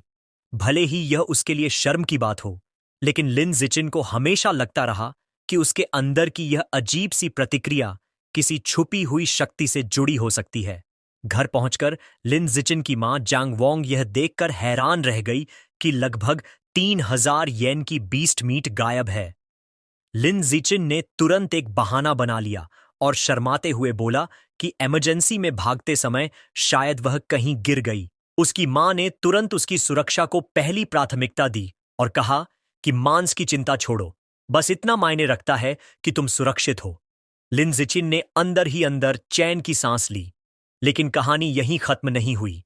वह इस बात से खुश था कि उसने अपनी मां को मूर्ख बना लिया, मगर उसके पिता लिन यंसन और भी जिद्दी निकले। उन्होंने कहा कि वह उस महंगे मांस को ढूंढने वापस जाएंगे और शेखी बघारते हुए बोले कि भले ही वह एक फेडेड वेज स्लेव हैं, मगर हिम्मत और जज्बे में किसी से कम नहीं। लिन जिचिन ने उन्हें रोकने की कोशिश की और कहा कि लौटना बहुत खतरनाक है और वैसे भी मांस तो अब खराब हो चुका है। लेकिन उसके पिता शक में पड़ गए और पूछा, तुम्हें कैसे पता चला कि मांस खराब हो गया है? घबराकर पसीना पोंछते हुए लिन जिचिन ने जल्दी से जवाब दिया, बस अंदाजा लगाया था। इसी दौरान अब खाली हो चुके पब्लिक सिक्योरिटी ऑफिस में पुलिस कैप्टन अभी भी उस रात की अजीबोगरीब घटनाओं के बारे में सोच रहा था। सिगरेट के कश खींचते हुए वह यही सवाल बार बार दोहराता रहा कि एक साधारण मिडिल स्कूलर इतनी अविश्वसनीय पावर और प्रिसिजन के साथ पत्थर कैसे फेंक सकता है। अचानक उसे कमरे के कोने से अजीब सी आवाज सुनाई दी। उसकी आंखें चौड़ी रह गईं जब उसने देखा फाइलिंग कैबिनेट्स के ऊपर एक विशाल रैट बैठा हुआ है जो किसी भी साधारण चूहे से कहीं बड़ा था। उससे पहले कि वह कुछ कर पाता, वो जायंट रैट छलांग लगाकर नीचे कूद गया। कप्तान ने तुरंत अपनी पिस्टल निकाली और सीधे फायरिंग शुरू कर दी। जो हुआ वो बेहद तेज, हिंसक और खून से लथपथ मंजर था और एक खूनी धुंध में जाकर खत्म हो गई। अगले दिन क्लास में लिनिच अपनी डेस्क पर बैठे हुए भारी सांस भरता है। पिछली रात को याद करते हुए उसे एहसास होता है कि वह अभी भी काफी कमजोर है, चाहे वो ताकतवर हेरेटिक हो या फिर वो फीमेल साइबॉर्ग। उसे जल्दी पैसे कमाने होंगे ताकि ज्यादा बीस्ट मीट खरीद कर अपनी गाइड बुक का प्रोग्रेस बार भर सके, जैसे कि गोस्ट शैडो स्क्विड। कुछ देर वह सोचता है कि शायद इन्फ्लुएंसर बनना या स्टडी मटेरियल्स बेचना काम आ जाए, लेकिन तुरंत ही इस आइडिया को खारिज कर देता है। उसे लगता है कि यह सब बहुत फ्लैशी है और उसके लो प्रोफाइल के लक्ष्य के खिलाफ है। अचानक उसके दिमाग में एक नई सोच आ जाती है। उसे याद आता है कि इस दुनिया में एकेडमिक्स से ज्यादा मार्शल आर्ट्स और जीन फ्यूजन की अहमियत है। वह तय करता है अब एक्शन लेने का समय आ गया है। बाद में वह जिम की ओर जाता है जहां मार्शल आर्ट्स टीम बिल्डिंग सी में प्रैक्टिस कर रही होती है। वह कोच गुओ को देखता है जो थर्मोस से पी रहे थे। लिनिच ने उन्हें ग्रीट किया। चौंके हुए कोच गुओ उससे पूछते हैं कि क्या वह टीम में शामिल होने आया है या बस टीम के बारे में और जानना चाहता है। सीधा जवाब देने के बजाय लिंडसी थोड़ा आगे झुककर धीरे से पूछता है, अगर मैं टीम में ज्वाइन करूं तो क्या मुझे सिटी टूर्नामेंट्स में कंपीट करने का चांस मिलेगा? और क्या प्राइज मनी सच में बड़ी होती है? कोच गुओ मुस्कुराते हुए कंफर्म करता है कि हां, उसे मौका मिलेगा और प्राइज मनी दसियों हजार तक की हो सकती है। उसका सबसे बड़ा कंसर्न दूर हो गया। लिन जिचिन ने कोच से हाथ मिलाया और ऐलान किया, मैं आज से मार्शल आर्ट्स टीम ज्वाइन कर रहा हूं। कोच गुओ ने खुशी से उसका स्वागत किया। कोच ने पूरी टीम को इकट्ठा किया और नए सदस्य का ऐलान किया। उन्होंने लिन शिन को इंट्रोड्यूस किया, सबको याद दिलाते हुए कि वही स्पोर्ट्स मीट का चैंपियन रह चुका है। टीम के बाकी मेंबर जांग काई, हुआंग त्यानिंग, ओरिंग, लियू तोंग और हान यीगुओ एक एक करके अपना परिचय देते हैं। आखिर में लिन जिचिन खुद अपना परिचय देता है। चूंकि लिन जिचिन ने पहले कभी मार्शल आर्ट्स की कोई फॉर्मल ट्रेनिंग नहीं ली थी, कोच गुओ ने उसे बेसिक फिस्ट और लेग टेक्निक्स सिखाना शुरू किया। कोच ने समझाया कि देखने में ये मूव्स आसान लगते हैं, लेकिन असल में इन्हें मास्टर करना मुश्किल है। उसने बताया कि टीम का सबसे तेज सीखने वाला स्टूडेंट ली शुआंग ने भी इन्हें परफेक्ट करने में पूरा 1 हफ्ता लगाया था। फिर कोच ने लिनजिचिन को हौसला दिया कि अब वह खुद ट्राई करे। लिनिचेन ने तुरंत एक रेडी स्टांस में खड़े होकर तैयारी की। उसकी विजडम एट्रीब्यूट में छुपी सेलेस्टियल रूट की वजह से, जिसमें उसे ऊपर से मिली मार्शल आर्ट्स की गहरी समझ भी है, उसने सिर्फ देखकर कोच की पूरी डिमॉन्स्ट्रेशन को याद कर लिया और अच्छे से समझ भी गया। जैसे ही वह फिस्ट टेक्निक्स की प्रैक्टिस करता है, सिस्टम से नोटिफिकेशन आता है, उसकी वाइटैलिटी, स्ट्रेंथ, डेक्सटेरिटी और प्रोफिशिएंसी में पॉइंट्स मिलते हैं। वह हाथ और मुक्के के सभी मूवमेंट्स ऐसे करता है जैसे बिल्कुल परफेक्ट, न कोई गलती, न कोई देरी। फिर वह बिना किसी रुकावट के लेग टेक्निक्स पर जाता है और पावरफुल, बिल्कुल स्मूथ किक्स दिखाता है। एक और सिस्टम नोटिफिकेशन आता है। इस बार उसके लेग मसल्स, डेक्सटेरिटी और प्रोफिशिएंसी के पॉइंट्स बढ़ते हैं। कोच और पूरी टीम हैरान रह जाती है। सब बिल्कुल चुपचाप उसकी प्रैक्टिस को घूर रहे हैं। कोच की आंखें फटी की फटी रह जाती हैं और वह थर्मोस गिराते गिराते बचता है, मानो उसे अपनी आंखों पर यकीन नहीं। उसके दिमाग में एक ही बात घूम रही है, कोई इतनी कॉम्प्लेक्स फॉर्म्स सिर्फ एक बार देखकर इतनी परफेक्ट कैसे कर सकता है। यह परफॉर्मेंस देखकर कोच के मन में सिर्फ एक ही ख्याल आता है, ये लड़का तो बोर्न मार्शल आर्ट्स प्रोडिजी है, करोड़ों में एक। शाम के समय शंघाई में लिन जीचिन की मां जांग वोंगशिन उसे खाने के लिए आवाज लगाती है। वह एक्साइटेड होकर चम्मच हाथ में लेकर भागता है और पूछता है, आज मम्मी क्या बनाया? मां गर्व से वो बड़ी थाली दिखाती है जिसमें गोस्ट शैडो स्क्विड है, वही जिसकी उसे चाह थी। खाना इतना खुशबूदार लगता है कि वह मां से बोल पड़ता है, मां, इसकी खुशबू तो कमाल की है। मां कहती हैं, गर्मा गर्म है, जल्दी खा लो। वह एक निवाला लेता है और प्यार से बोला, मां, आपका खाना दुनिया में सबसे बेस्ट है। मां खुश होकर बोलती हैं, अच्छे से खाओ, मैंने तुम्हारे लिए पूरे 3 जिन खरीदे हैं। जैसे ही वह खाना खाता है, सिस्टम में नोटिफिकेशन आता है, गोस्ट शैडो स्क्विड को खाने से उसने उसकी लाइफ एसेंस का एक अंश अब्सॉर्ब कर लिया और उसकी गाइड बुक की प्रोग्रेस 3.01% तक पहुंच गई है। उसे फ्रस्ट्रेशन के साथ एहसास होता है कि मीट खाकर भी वो कमाल का फायदा मिलता है। अगर उसे पहले पता होता तो वह पहली बैच को टच करके खराब नहीं करता। खाना खाते खाते उनकी नजर एक न्यूज रिपोर्ट पर पड़ती है। रिपोर्ट में 14 साल की जीनियस लड़की का जिक्र है जो हिस्ट्री की सबसे यंगेस्ट साइबॉग है। एनर्जी कोर के साथ फ्यूज होने के बाद उसकी एनर्जी सिस्टम ने उसे सुपर ह्यूमन एबिलिटीज दी है। एक हाथ से 5000 किलो का एसयूवी उठा लेना, 100 मीटर की दौड़ 3 सेकंड में पूरी करना और 8 मीटर ऊंचा कूदना उसकी ताकत का उदाहरण है। यह देखकर लिनिचन सोचता है कि उसकी दुनिया के डिबेट में कौन सा रास्ता ज्यादा ताकतवर है, क्योटो प्रोडिजी की जीन फ्यूजन या इस लड़की की साइबरनेटिक्स। उसके ख्याल वहीं टूट जाते हैं जब एक और ब्रेकिंग न्यूज आती है। खबर आती है कि सिक्योरिटी कैप्टन एच चुनशान, जो उन्होंने मिल चुके थे, अपने ऑफिस में मारा गया है। सर्वेलेंस फुटेज में दिखाया जाता है कि उसे एक जायंट म्यूटेंट रैट ने हमला करके खा लिया। मेडिक्स उसे एम्बुलेंस में पहुंचाते हुए दिखाई देते हैं। लिंड सूचेन डर के मारे सन्न रह जाता है। उसे याद आता है वह बड़ा चूहा जो उसने पिछली रात देखा था और सोचता है कि क्या उसका उससे कोई संबंध है। वह कल्पना करता है कि एक विशाल चूहा शहर में तबाही मचा रहा है। कैप्टन की मौत एक काला सच है कि खतरा दिन ब दिन बढ़ रहा है। गंभीर होकर लिनीचान तय करता है कि अब उसे तुरंत अपनी ट्रेनिंग को तेज करना होगा। पुलिस कैप्टन की मौत के बाद लिंसियन ने खुद को एक कड़ी ट्रेनिंग रेजिमेंट में लगा दिया। कड़ी प्रैक्टिस के बाद वह अब 100 मीटर 4.61 सेकंड में दौड़ सकता है। उसकी फिजिकल पावर में जबरदस्त बढ़ोतरी हुई है। उसकी वर्टिकल जंप 5.3 मीटर तक पहुंच गई है और वह एक हाथ से 1200 किलो तक उठा सकता है। अपने पर्सनल ट्रेनिंग के अलावा वह स्कूल की मार्शल आर्ट्स टीम के साथ भी प्रैक्टिस करता रहता है ताकि आने वाले टूर्नामेंट के लिए जल्दी से ताकत बढ़ा सके। अगले दिन सुबह स्कूल में वह जिम जाता है और उसकी क्यूरियस साथी शीनिंग हान भी उसके साथ जाती है। रास्ते में एक गुलाबी बालों वाली लड़की लिन जिचिन को देखकर वार्मली ग्रीट करती है और उसे एक बोतल फ्रेश दूध देती है। वह शालीनता से मना कर देता है, उसे धन्यवाद कहता है और शेनचिंग हान के साथ आगे बढ़ जाता है। लड़की थोड़ी निराश होती है।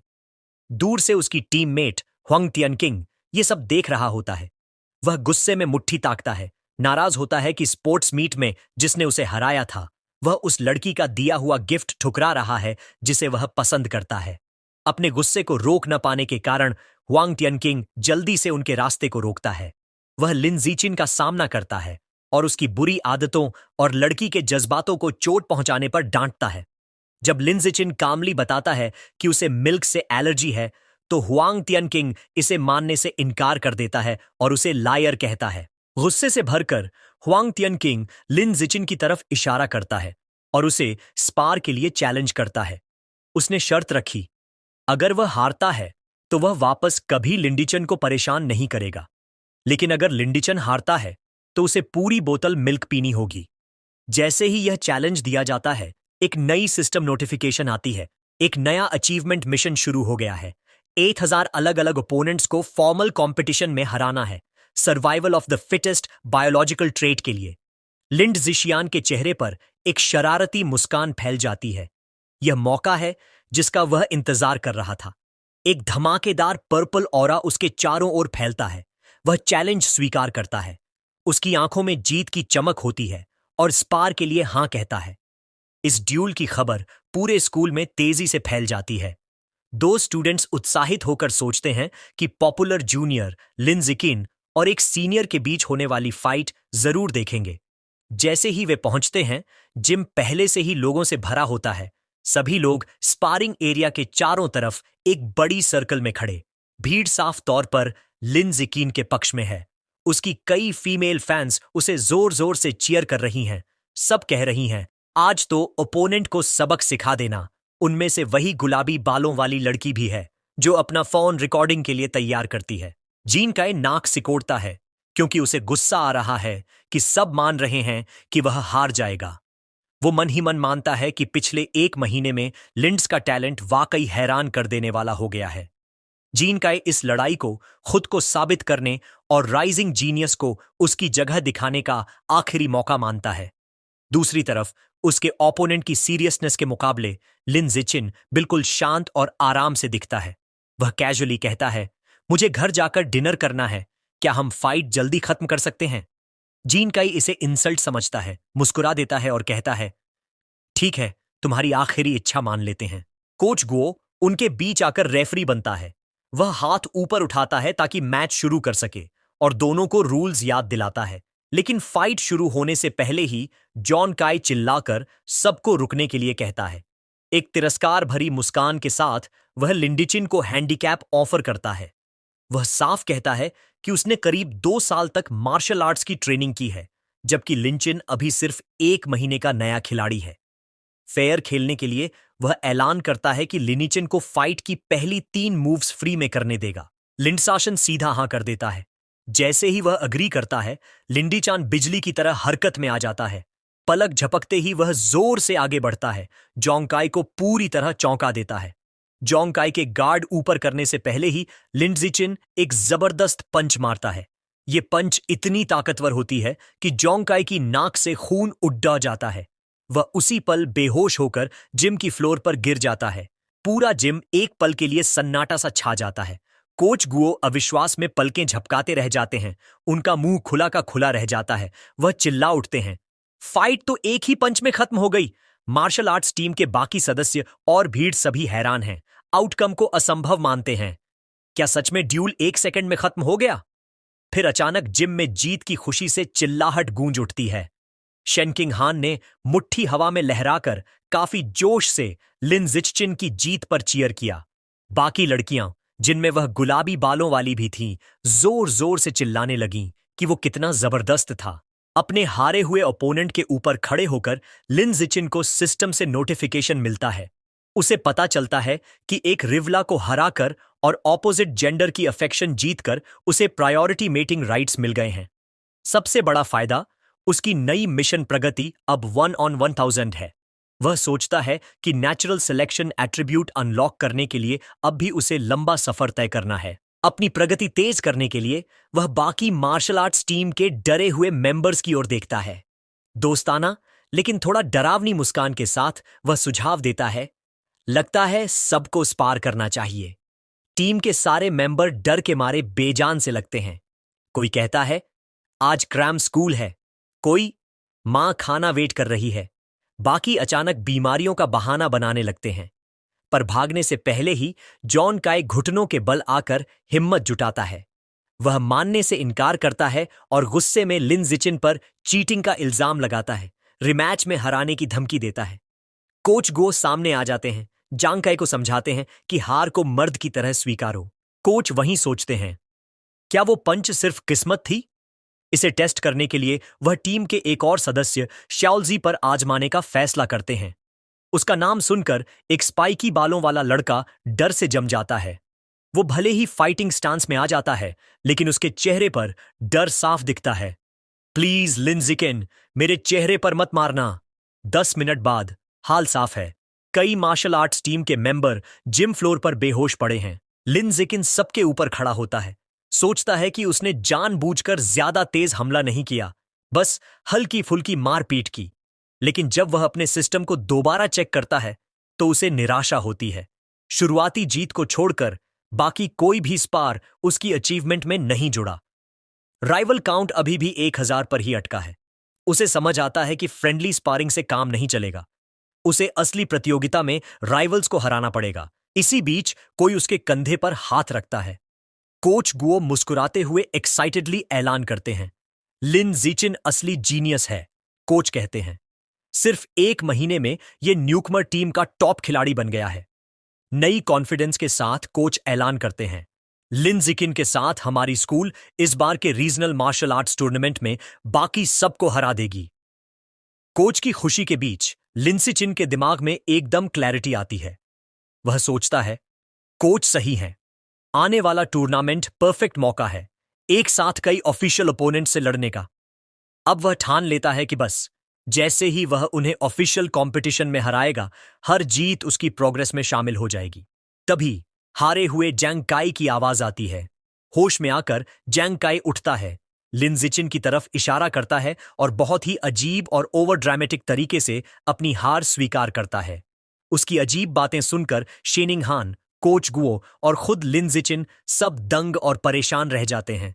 ड्यूल खत्म होते ही बाकी दर्शक और कोच जल्दी जल्दी भाग जाते हैं और जोंग काय अकेला खड़ा रह जाता है, शिकायत करता हुआ कि उन्होंने उसकी स्पीच पूरी नहीं सुनी। इस दुनिया में हर हाई स्कूलर को मार्शल आर्ट्स या एकेडमिक्स में से एक चुनना पड़ता है। दुनिया के खतरों को देखते हुए मार्शल आर्ट्स क्लास को ज्यादा अच्छा माना जाता है। पीछे न पड़ जाए, इसके लिए शीनिंग हान भी मार्शल आर्ट्स क्लास ज्वाइन करने का फैसला करती है और लिन जिचिन के साथ कड़ा ट्रेनिंग शुरू कर देती है। उनकी डेली प्रैक्टिस काफी इंटेंस हो जाती है। 30,000 मीटर की दौड़, उसके बाद 1 घंटे की hand to hand combat practice, फिर ताकत बनाने के लिए सिटअप्स और पुशअप्स। हर सेशन के आखिर में लिन जिचिन शेनशिंगहन को मसल टेंशन दूर करने के लिए मसाज देता है। बेशक लिंडिकिन अपनी खुद की ट्रेनिंग में भी कोई कमी नहीं छोड़ता। वह खुद को हर दिन लिमिट तक पुश करता है। उसका मकसद टूर्नामेंट जीतना और जल्दी से नेचुरल सिलेक्शन एट्रीब्यूट को अनलॉक करना है। 1 महीने बाद उनकी सारी मेहनत की असली परीक्षा आने वाली है। रीजनल मार्शल आर्ट्स टूर्नामेंट का दिन आ गया है और डिटर्मिन्ड लिन जिचिन मुकाबले के लिए बिल्कुल तैयार है। टूर्नामेंट एक बहुत बड़े सिटी जिम्नेजियम में हो रहा था, जहां एक विशाल भीड़ बीच के फाइटिंग रिंग के चारों ओर जमा थी। वेटिंग एरिया में माहौल तनावपूर्ण था। कोच गुओ घबराहट में रोस्टर देख रहा था और शिकायत कर रहा था कि उनकी स्कूल शंघाई हाई का मुकाबला सबसे ताकतवर टीम शंघाई नंबर 1 हाई से पड़ गया है। टीम का एक और मेंबर घबराहट बढ़ाते हुए बोला कि उनके विपक्षी टीम में एक ऐसा फाइटर है जो 100 मीटर रेस 9 सेकंड से भी कम समय में दौड़ सकता है। यह सुनकर सबको लगा कि वो कमजोर पड़ जाएंगे। टीम की हिम्मत टूटती देख लिंडसियन ने शांति से हाथ उठाया और कहा कि वो सबसे पहले लड़ेगा। कोच गुओ अभी भी चिंतित था, लेकिन फिर भी मान गया कि उसका सबसे भरोसेमंद खिलाड़ी मैदान में उतरे। जैसे ही लिंडिचिन अरीना में पहुंचा, शेनिंग हान किनारे से उसका उत्साह बढ़ाने लगी और कोच गुओ मेगाफोन से हौसला देता रहा।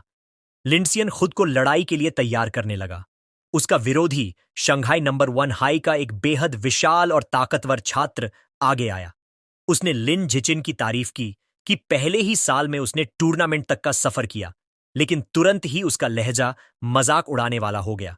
उसने हंसकर कहा कि यह मंच किसी छोटे कद वाले के लिए नहीं है जो अभी तक 1.7 मीटर भी नहीं पहुंचा। अपनी मांसपेशी दिखाते हुए उसने वादा किया कि लिंडसियन को असली फर्क दिखाएगा कद और ताकत का। रेफरी ने इशारा किया और मुकाबला शुरू हुआ। बड़ा विरोधी तेजी से आगे बढ़ा और एक जबरदस्त मुक्का मारा, लेकिन सबके हैरान होने पर लिन जिचिन पीछे नहीं हटा। उसने आसानी से उस वार को किनारे किया और झटके में सीधा एक मुक्का विरोधी की छाती पर दे मारा। टक्कर विनाशकारी थी। जोर इतना था कि वह विशाल छात्र पूरे अखाड़े में उड़ता हुआ दूर जा गिरा और बेहोश हो गया। घोषक कुछ पल स्तब्ध रह गया, फिर हकलाते हुए लिन जिकिन की जीत का ऐलान किया। किनारे पर शेनिंग हान खुशी से उछल पड़ी और बोली कि उसका शियाओ चेन कमाल का है। बाकी शंघाई हाई टीम भी जश्न मनाने लगी। कोच को घेरकर चिल्लाई कि लिन जिचिन सच में अद्भुत है और विरोधी की ताकत को मरी हुई मांसपेशियां कहकर मजाक बना दिया। इसी बीच दूसरी तरफ शांघाई नंबर 1 हाई का कोच गुस्से से भर उठा। उसने अपने हारे हुए छात्र को डांटते हुए कहा कि वह बिना सोचे समझे सीधा हमला कर बैठा और अपना फुटवर्क इस्तेमाल ही नहीं किया। रिंग में वापस लिन जिचिन को सिस्टम नोटिफिकेशन मिला जिसमें कंफर्म हुआ कि उसने एक और टूर्नामेंट राइवल को हरा दिया है। उसकी रैंकिंग बढ़ गई और उसका एलिमिनेशन काउंट टोनबाई 100 तक पहुंच गया। उसने मुट्ठी भींची, संतुष्ट होकर सोचा कि यही मैच उसे आगे बढ़ने के लिए चाहिए। विपक्षी कोच इसे रोकने के इरादे से अपने अगले फाइटर को बुलाता है, एक लड़का जिसका नाम चेन फोंग था, और उसे सख्त आदेश देता है कि वह पहले साल के छात्र को जितनी जल्दी हो सके कुचल दे। चेन फोंग शांति से मान जाता है। वह स्टेज पर चढ़ता है और रेडी स्टैंस लेता है, पिछले फाइटर से कहीं ज्यादा कंपोज्ड दिखाई देता हुआ। अनाउंसर इशारा करता है कि दूसरा ड्यूअल शुरू हो। चेन फोंग तुरंत अपनी बेहतरीन टेक्निक दिखाता है, अविश्वसनीय स्पीड से मूव करता हुआ और लगातार हमले करता हुआ। लिंडजी चेन शांति से इस असॉल्ट का सामना करता है और एक शक्तिशाली किक को सिर्फ एक हाथ से ब्लॉक कर देता है, लेकिन उसके ब्लॉक की ताकत इतनी ज्यादा होती है कि चेन फोंग हवा में बेकाबू घूमता हुआ सीधा अरीना फ्लोर पर गिर पड़ता है और बेहोश हो जाता है। मेडिक्स तुरंत स्ट्रेचर लेकर आते हैं और चेन फोंग को ले जाते हैं, कहते हुए कि उसे सिर का स्कैन चाहिए। भीड़ हैरान रह जाती है। लोग आपस में बड़बड़ाने लगते हैं, सोचते हुए कि अभी क्या हुआ, और अंदाजा लगाते हैं कि शायद शंघाई हाई का ये छात्र बेहद लकी है। कुछ गुस्साए दर्शक चिल्लाते हैं कि टूर्नामेंट रिग्ड है और रिफंड की मांग करते हैं, लेकिन शांघाई नंबर 1 हाई का कोच सच्चाई समझ चुका था। सिर पकड़कर निराशा में बैठा उसे धीरे धीरे एहसास होने लगा कि ये लक नहीं है। शांघाई हाई का ये फर्स्ट ईयर सच में कमाल का खिलाड़ी है। वापस वेटिंग एरिया में कोच ने नई स्ट्रेटेजी बनाई। उसने अपने अगले फाइटर को बुलाया, नुकीले बालों वाला लड़का जिसका नाम गा फे था, और उसे सख्त आदेश दिए कि वह पूरी तरह डिफेंस पर ध्यान दे और चेतावनी दी कि अब हारने की गुंजाइश नहीं है। लेकिन गा फे आत्मविश्वास से भरा हुआ था। उसने काल्मली अपने कोच से कहा कि चिंता मत करो, वह जरूर जीतेगा। जैसे ही वह रिंग की ओर बढ़ा, गा फे मन ही मन लीन की जीतों को नजरअंदाज कर रहा था।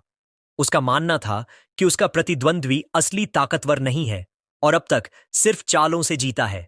अपनी बेहतरीन स्पीड 100 मीटर डैश 9 सेकंड से कम में और ज्यादा एक्सपीरियंस के भरोसे उसे पूरा यकीन था कि वह हार ही नहीं सकता। भीड़ में घमाघमी हलचल थी। दर्शक गा फे की रेप्यूटेशन पर चर्चा कर रहे थे और उसकी स्पीड देखकर हैरान थे। भीड़ में कोई कहता है कि उसके पिता एक जीन फ्यूजन यूजर हैं और इसी वजह से उसकी एबिलिटीज इतनी एनहांस्ड हैं। सबको लगता है कि अब लिन जिचिन की ये शानदार रन यहीं खत्म होने वाली है, लेकिन साथ ही सब उसके पोटेंशियल को भी मानते हैं। अनाउंसर ड्यूअल शुरू करने का इशारा करता है। अपने कोच की बातों को अनसुना करते हुए गा तुरंत ऑफेंसिव हो जाता है। वो लिन जिचिन की तरफ जोरदार किक से अटैक करता है और फिर रैपिड स्ट्राइक्स बरसाने लगता है। यहीं वो अपनी स्पेशल टेक्निक निकालता है, flowing water shattering rock fist.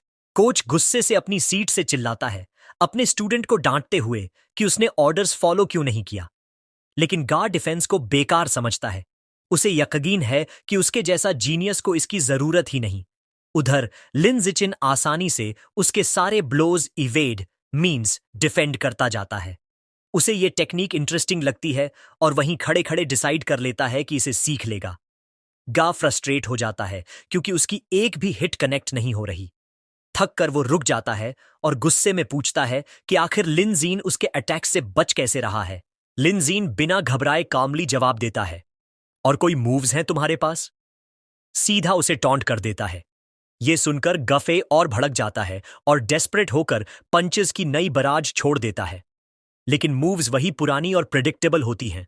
लिंजिचिन सोचता है, ठीक है, अब ऑब्जर्वेशन काफी हुआ, चलो खत्म करते हैं। वो आखिरी पंच को एफर्टलेसली डॉज करता है और सीधा एक पावरफुल किक गा फे के मिड सेक्शन पर मारता है। मैच वहीं इंस्टेंट खत्म। अरीना में क्राउड एकदम स्टन्ड साइलेंस में जम जाता है। फिर ये खामोशी टूटती है शंघाई हाई सपोर्टर्स की थंडरस चीयर्स से। कोच गो और शेनिंग हान खुशी से झूम उठते हैं, चिल्लाते हैं कि उनका श्याओ चेन तो एक बीस्ट है। सब सेलिब्रेट करते हैं उसकी लगातार तीसरी जीत। टूर्नामेंट के बाकी राउंड्स भी उसी तरह आसान निकलते हैं। अगले ओपोनेंट्स तो और भी कमजोर साबित होते हैं। लिंजिचिन हर एक को एफर्टलेसली हरा देता है और अकेले ही पूरे अपोजिंग टीम के 5 फाइटर्स को बाहर कर देता है। अगले 2 दिनों तक भी कहानी वही रहती है। वो डोमिनेटिंग परफॉर्मेंस जारी रखता है और 2 और स्कूल्स को अकेले हराकर बाहर कर देता है। उसकी अनबिलीवेबल परफॉर्मेंस की बदौलत शंघाई हाई चैंपियनशिप जीत लेता है। टीम मेडल्स और ट्रॉफी के साथ प्राउडली पोज करती है। लेकिन जब लिन जिचिन अपना सिस्टम चेक करता है तो देखता है कि उसका राइवल काउंट अभी भी सिर्फ 161,000 है। वो निराश हो जाता है। उसे समझ आता है कि इस स्पीड पर नेचुरल सिलेक्शन एट्रीब्यूट अनलॉक करने में अभी सालों लग जाएंगे। भले ही उसका क्वेस्ट प्रोग्रेस स्लो चल रहा था, लेकिन इसमें भी एक सिल्वर लाइनिंग थी।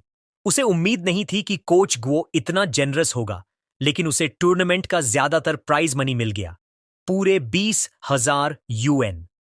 एकेडमिक कॉम्पिटिशन से मिले प्राइज मनी को जोड़कर अब उसके पास लगभग 30,000 यूएन थे। लेकिन वो पैसे ज्यादा दिन टिके नहीं। उसने तुरंत सुपरमार्केट से गोस्ट शैडो स्क्विड मीट का भारी स्टॉक खरीद लिया। अगले कई हफ्तों तक हर मील में वो यही महंगा मांस खाता रहा। करीब 30 जीन खाने के बाद उसके कोडेक्स अनलॉक प्रोग्रेस का प्रतिशत गोस्ट शैडो स्क्विड के लिए 33% तक पहुंच गया। उसकी लगातार ट्रेनिंग और बीस्ट मीट खाने का असर साफ दिखा। मिडिल स्कूल के दूसरे साल तक उसने ब्रेक थ्रू किया और ऑर्डिनरी टीयर 3 से टीयर 4 में एडवांस कर गया। उसकी फिजिकल एबिलिटीज अब नई ऊंचाइयों तक पहुंच चुकी थीं। अब वो एक हाथ से आराम से 1890 कीजीज उठा सकता था, सीधा 5.65 मीटर वर्टिकल जंप मार सकता था और 100 मीटर स्प्रिंट सिर्फ 4.49 सेकंड्स में पूरी कर सकता था। समय तेजी से बीत गया और जल्द ही वो और शेनिंग हान शंघाई की मिडिल स्कूल डिवीजन से ग्रेजुएट हो गए। लेकिन जब हाई स्कूल एंट्रेंस एग्जाम के रिजल्ट्स आए तो उनकी राहें अलग होती नजर आईं। शेनिंग हान अपने कमरे में बैठी रो रही थी। उसका दिल टूट चुका था। उसने लिन जिचिन से पूछा, क्यों? इतनी मेहनत के बाद भी हम एक ही हाई स्कूल में नहीं जा सकते? लिन जिचिन ने समझाया कि उसने लिबरल आर्ट्स और मार्शल आर्ट्स दोनों में फर्स्ट रैंक हासिल की है। शेनिंग हान की एकेडमिक स्कोर्स एक्सेलेंट थे, लेकिन उसकी मार्शल आर्ट स्कोर इतना हाई नहीं था कि वो शंघाई हाई की एलीट क्लास में जा सके। वो उसे चुप कराते हुए सांत्वना देता है। शेनिंग हान रोते रोते पूछती है, अब क्या होगा? लिन जिचिन बताता है कि शंघाई हाई का प्रिंसिपल उसके घर आ रहा है, शायद उसे रिक्रूट करने के लिए। फिर वो पूछता है, क्या तुम साथ चलोगी? शेनिंग हान निराश होकर आंसू भरी आंखों से कहती है, इससे मेरा क्या लेना देना? प्रिंसिपल तो सिर्फ तुम्हारे लिए आ रहा है। तभी लिन जिचिन उसका हाथ पकड़कर उसे उठाता है और कमरे से बाहर ले जाता है। वो कहता है, चिंता मत करो, मेरे पास प्लान है। फिर वो अपनी एक कंडीशन बताता है कि अगर उसे शंघाई हाई में रहना है तो शेनिंग हान को उसकी डेस्क मेट बनना होगा। जैसा वादा किया गया था, शंघाई हाई की प्रिंसिपल लिन जिचिन के घर आती है।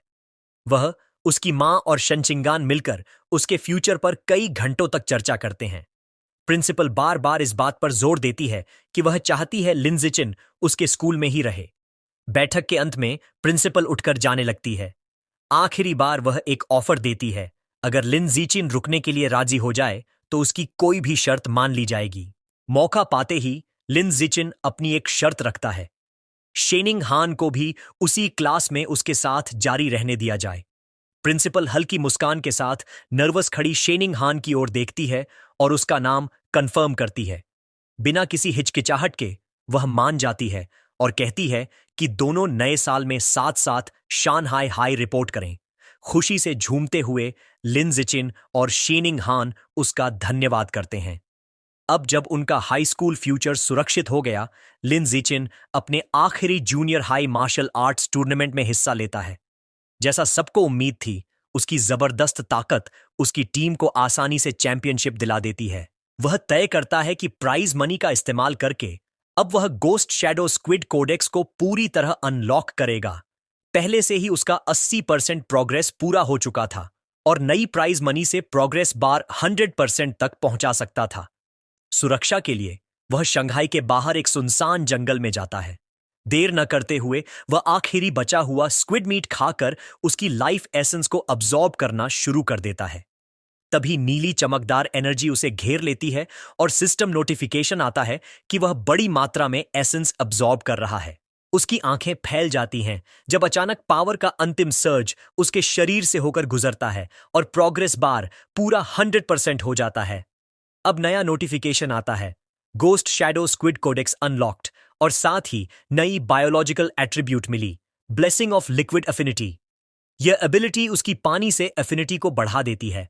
अब वह आसानी से पानी में मूव कर सकता है और एक्वाटिक जगहों पर गायब भी हो सकता है। लेकिन जैसे ही पावर सेटल होती है, वह शांत जंगल में खड़ा होकर अपने हाथों में लिम्प स्क्विड टेंटिकल्स देखता है और उसे लगता है कि यह एबिलिटी थोड़ी निराशाजनक है। पानी के पास जाकर वह इस नई शक्ति को टेस्ट करता है। पॉन्ड में उतरकर वह पाता है कि अब वह देर तक पानी में रह सकता है बिना स्किन झुर्रियों वाली हुए, और स्विमिंग भी पहले से बहुत स्मूथ हो गई है क्योंकि वाटर रेजिस्टेंस कम हो गया है। इसके अलावा कोई बड़ा असर उसे नहीं दिखता। वह पानी में बैठकर सोचता है कि चूंकि गोस्ट शैडो स्क्विड एक लो टियर बीस्ट है, तो यह फेयर है कि उसकी एबिलिटी बहुत पावरफुल ना हो। वह रिजॉल्व करता है कि अगर बेहतर एट्रीब्यूट्स चाहिए तो या तो उसे हाई ग्रेड बीस्ट मीट खरीदना होगा या फिर इतना स्ट्रांग बनना होगा कि खुद पावरफुल वाइल्ड म्यूटेंट बीस्ट्स का शिकार कर सके। उसे जायंट म्यूटेंट रैट्स की टेरिफाइंग याद आ जाती है और उसकी आंखों में दृढ़ संकल्प झलकता है। वह अपनी मुट्ठी भींचते हुए ठान लेता है, उसे हर हाल में और स्ट्रांग बनना है। स्कूल शुरू होने में अभी 1 हफ्ते से भी कम समय बचा था। लिन जिचिन की मां और शेनिंग हान का परिवार तय करते हैं कि वो एक ट्रिप पर जाएंगे ताकि उसकी नई पानी से जुड़ी शक्ति को और अच्छे से समझ सकें। लिन जिचिन सुझाव देता है कि वो लोग बीच चलें। जैसे ही वो लोग समंदर में खड़े होते हैं, शेनिंग हान ठिठुरकर शिकायत करती है कि सी वाटर बहुत ठंडा है। लेकिन लिन जिचिन को सब बिल्कुल नॉर्मल लगता है। वो उसे कहता है कि धीरे धीरे आदत डाल लो, और फिर पानी में कूदकर बहुत तेज स्पीड से तैरने लगता है। जैसे ही वो मूव करता है, सिस्टम उसे स्विमिंग और डाइविंग के लिए स्टैट पॉइंट्स देता है। किनारे से एक घबराई हुई शीनिंग हन आवाज लगाती है, उससे स्विमिंग सिखाने की रिक्वेस्ट करती है। तभी लिन जिचिन अचानक याद करता है कि उसकी बचपन की दोस्त को अभी स्विमिंग आती ही नहीं। वो पेशेंस से उसे बेसिक सिखाना शुरू करता है। लिन जिचिन सोचता है कि उसकी नॉर्मल एथलेटिक स्किल के हिसाब से उसे बहुत दिक्कत होगी, लेकिन शीनिंग हान उसकी उम्मीदों के बिल्कुल उलट साबित होती है। वो एक्साइटेड होकर कहती है कि स्विमिंग तो बहुत इजी है और उसने तुरंत सीख लिया। वो एफर्टलेसली डाइव करती है और पानी से ऊपर आकर हैरानी भरी नजरों से उसे देखती है। लिन जिचिन भी शौक में देखता है क्योंकि उसके चारों ओर से अजीब सा नीला ऑरा पानी की तरह फैलने लगता है। ऊपर आकर शेनिंग हान एक्साइटेड होकर बताती है कि ये एक्सपीरियंस कितना अमेजिंग लग रहा है। वो कहती है कि आमतौर पर पानी के अंदर आंखें खोलने से जलन होती है, लेकिन उसे बिल्कुल डिस्कम्फर्ट नहीं हो रहा, बल्कि कूल और प्लेजेंट लग रहा है।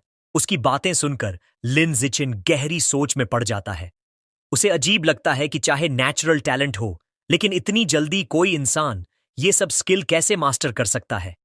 ये सब नॉर्मल नहीं है। अचानक उसके दिमाग में एक बात आती है।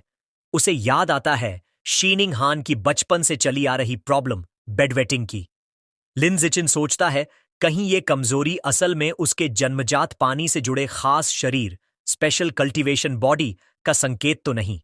ये सोचकर वो उत्साहित हो जाता है और कन्विंस हो जाता है कि शायद शीनिंग हान के पास कोई अनोखी शक्ति है, जैसे उसके माता पिता की नॉवेल्स के कैरेक्टर्स में होती है।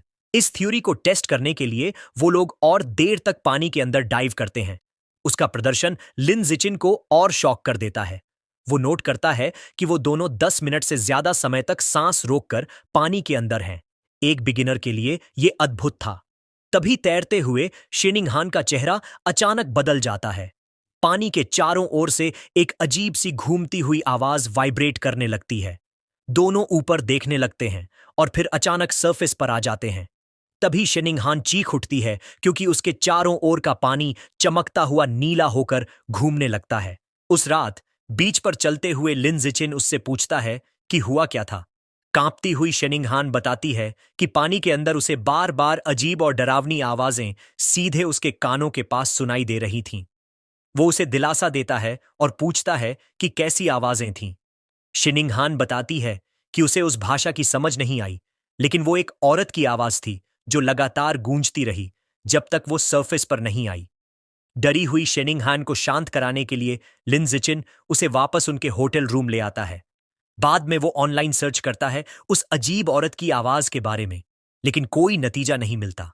बेचैन और नींद न आने पर वो अपनी रेस्टलेसनेस को ट्रेनिंग में बदल देता है। 1000 वेटेड सिटअप्स करते समय उसे अचानक पावर की लहर महसूस होती है। सिस्टम नोटिफिकेशन आता है कि उसकी मेहनत रंग लाई है। वो ऑर्डिनरी टीयर 5 तक पहुंच गया है। ये देखकर लिन जिचिन हैरान तो होता है, लेकिन खुश भी।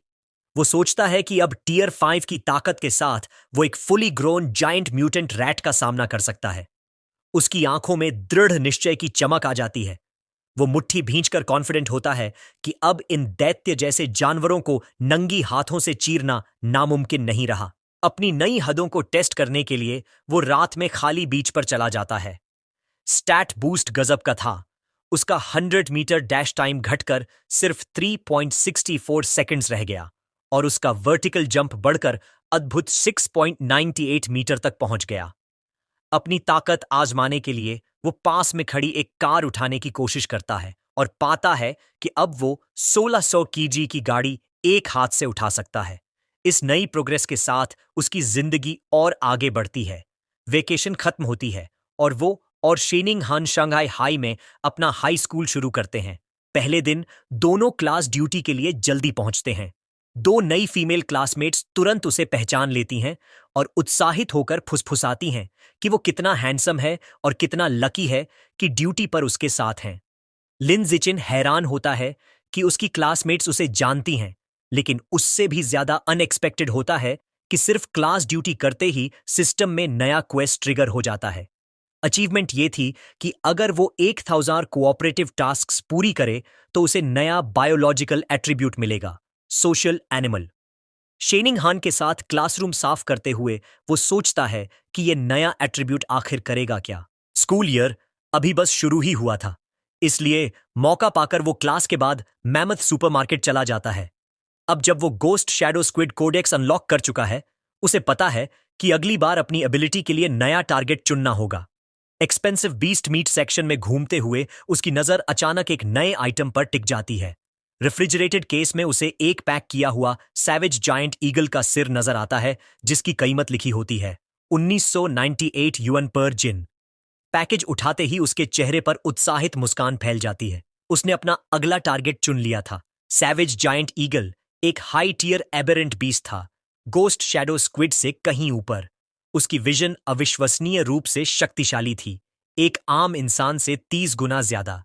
इसी वजह से वो एक खतरनाक शिकारी था जो सबसे तेज शिकार को भी बड़ी आसानी से पकड़ सकता था। अपने रूम में लौटकर लिन जिचिन ध्यान से ईगल मीट को देखता है। वो निष्कर्ष निकालता है कि इसका गाइड बुक अनलॉक करना एक कीमती लक्ष्य होगा, क्योंकि एनहांस्ड विजन उसे कॉम्बैट में बहुत बड़ा एडवांटेज देगा। वो ये भी नोट करता है कि 1998 युएन पर जीन की कीमत इसे दूसरे ऑप्शंस की तुलना में अफोर्डेबल बनाती है। वो अपना हाथ मांस पर रखता है और तुरंत एक नीली एनर्जी उसे घेर लेती है। सिस्टम कंफर्म करता है कि उसने सैवेज जायंट ईगल का लाइफ एसेंस का एक अंश एब्जॉर्ब कर लिया है और उसका गाइड बुक 1% अनलॉक हो चुका है। कुछ कैलकुलेशन के बाद उसे समझ आता है कि एक जिन मीट सिर्फ 1% प्रोग्रेस देता है, यानी पूरा गाइड बुक अनलॉक करने के लिए उसे 200,000 युएन से ज्यादा खर्च करना होगा। वो जानता है कि हाई स्कूल टूर्नामेंट्स के प्राइज मनी मिडिल स्कूल की तुलना में कहीं ज्यादा होंगे। नए जोश के साथ वो तय करता है कि कॉम्पिटिशन्स में और मेहनत करेगा ताकि दूसरे साल से पहले ही सैवेज जायंट ईगल कोडेक्स को अनलॉक कर पाए। समर वेकेशन खत्म हो जाती है और लिन जिचिन का शंघाई हाई में हाई स्कूल शुरू होता है। पहले दिन टीचर्स अपना परिचय देते हैं। मार्शल आर्ट्स और home room teacher, mechanical modification teacher, gene fusion teacher और विल्डरनेस सर्वाइवल टीचर। परिचय खत्म होते ही वो स्टूडेंट्स से भी अपना इंट्रोडक्शन देने को कहते हैं। सबसे पहले एक लंबी पर्पल बालों वाली लड़की चू यू यू तोंग खड़ी होती है। वो बताती है कि उसकी स्पेशलिटी आर्ट्स में है। उसके बाद एक एनर्जेटिक पिंक बालों वाली लड़की जोंगहिया आती है, जो एनिमे, कॉस्प्ले और स्पोर्ट्स के लिए अपना लव शेयर करती है। फिर एक लड़का पोंग हुआ गुआंग खड़ा होकर कहता है कि उसे घर पर वीडियो गेम्स खेलना पसंद है। जल्द ही शेनिंग हान की बारी आती है। सबकी नजरों का सेंटर बनने से वो बेहद नर्वस हो जाती है। लाल चेहरे के साथ वो बस इतना कह पाती है कि उसका नाम शेनिंग हान है, उसे ड्राइंग पसंद है और वो सबके फ्यूचर गाइडेंस की उम्मीद करती है। आखिर में लिन जिचिन की बारी आती है। उसका इंट्रोडक्शन सबसे छोटा और सीधा होता है। वो बस खड़ा होकर अपना नाम बताता है और सबके सपोर्ट की उम्मीद करता है। इंट्रोडक्शन के बाद समय जल्दी बीत जाता है।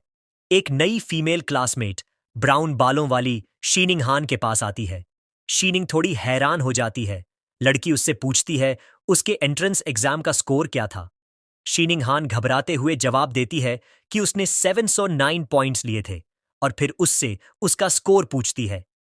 लड़की अपना नाम बताती है, चू रुई। वो इम्प्रेस्ड होकर कहती है कि शीनिंग हन का स्कोर उसके खुद के 698 से 10 पॉइंट्स ज्यादा है।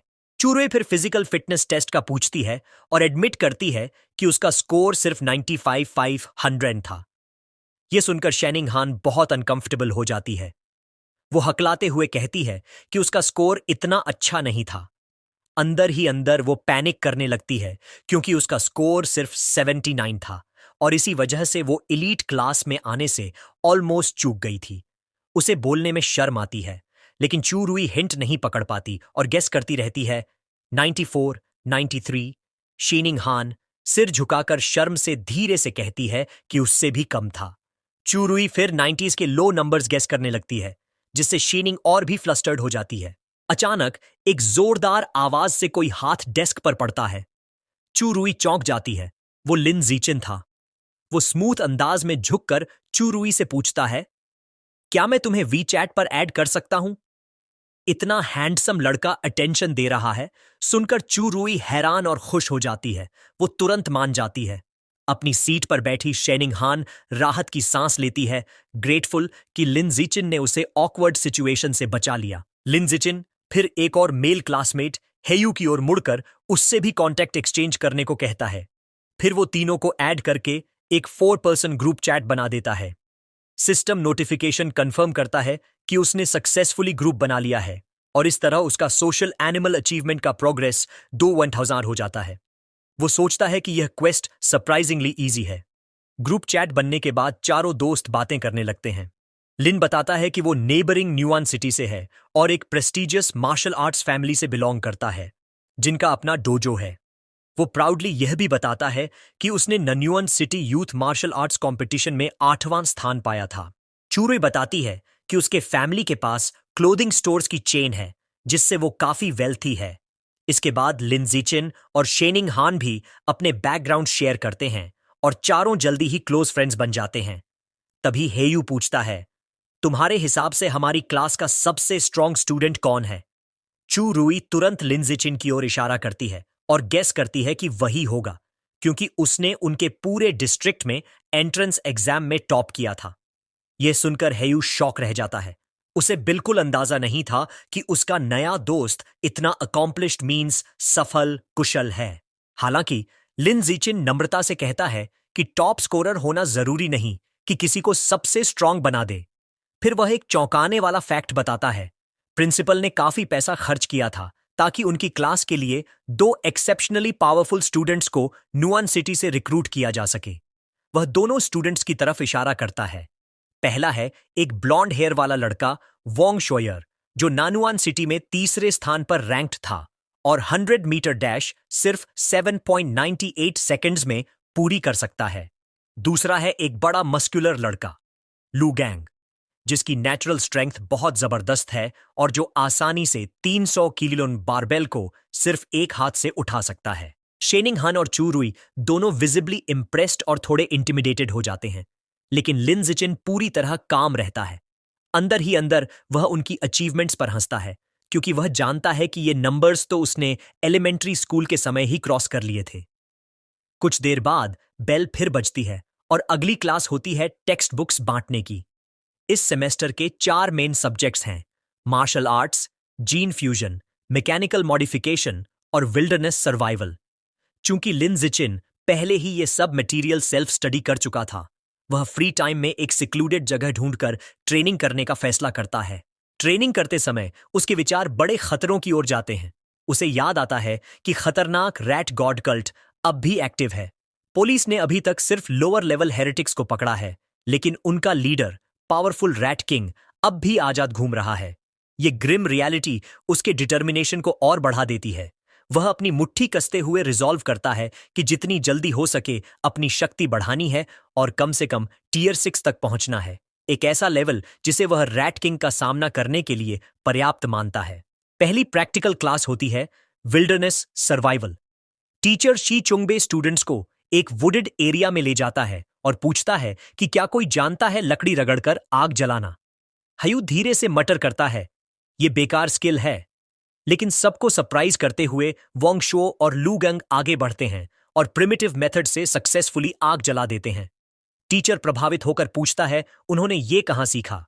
लू गैंग बताता है कि उसने समर कैंप में सीखा था, जबकि वोंग शो कहता है कि उसने खुद ऑनलाइन वीडियोस देखकर सीखा। उनके बाद लिन जिचिन भी अपने छोटे ग्रुप को आसानी से वही टेक्निक सिखा देता है और वे जल्दी मास्टर कर लेते हैं। बाद में मार्शल आर्ट्स क्लास में टीचर याओ युआन फोंग अनाउंस करता है कि वह उन्हें एक स्पेशल ब्रीदिंग और कल्टीवेशन टेक्निक सिखाएगा।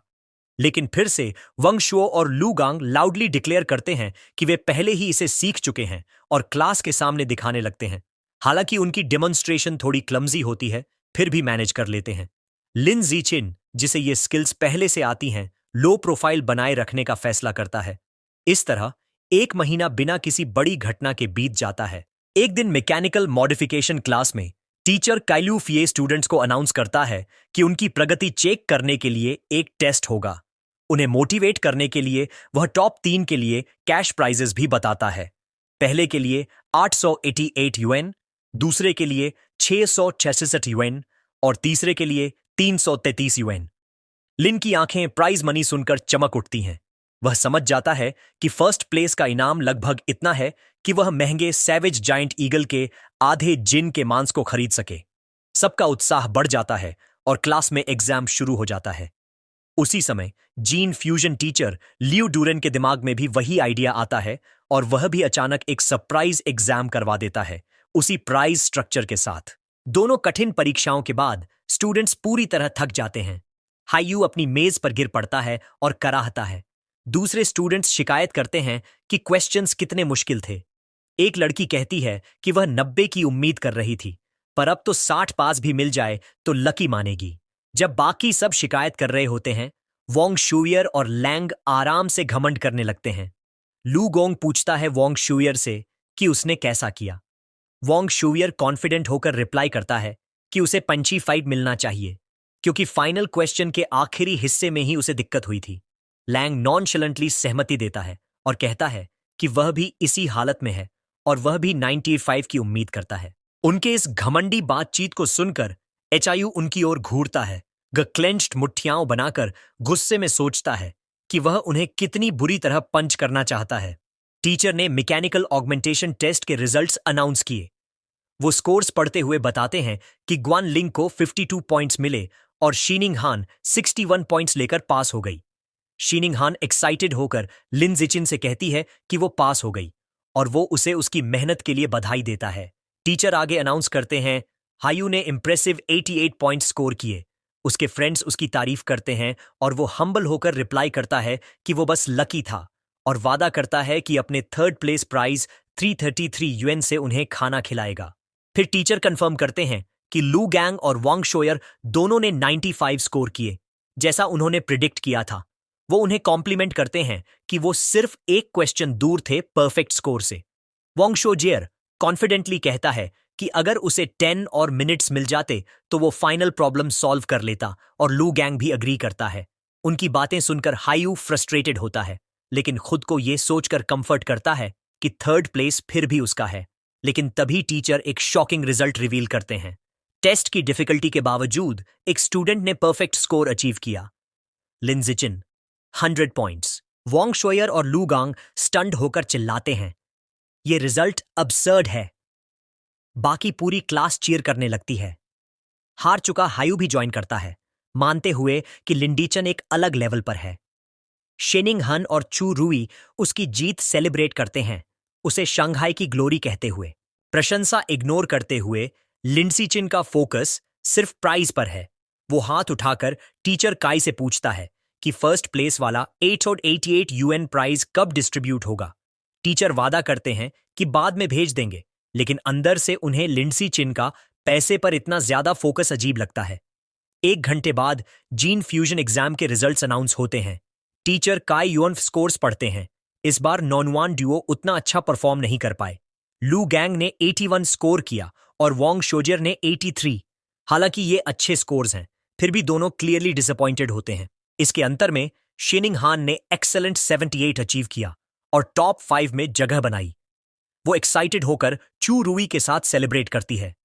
क्लासमेट्स के लिए शॉक की बात यह होती है कि लिन जाचिन फिर से परफेक्ट स्कोर सिक्योर करता है और आसानी से एक और प्राइज जीत लेता है।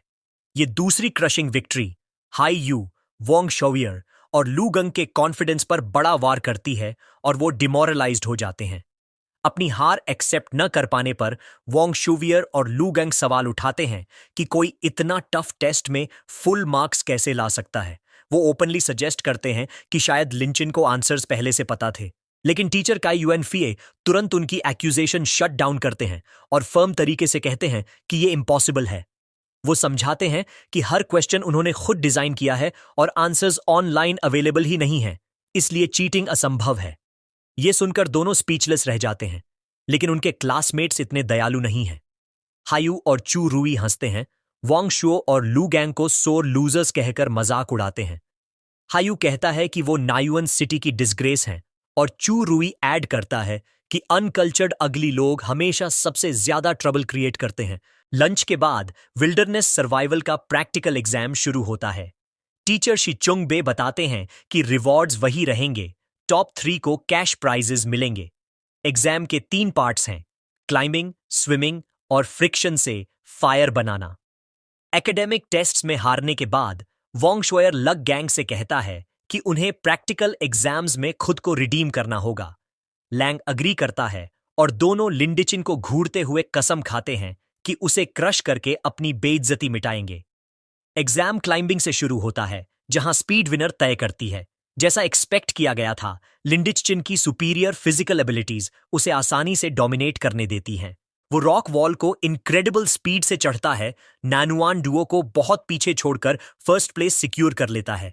ट्री क्लाइंबिंग इवेंट भी वहीं खत्म होता है।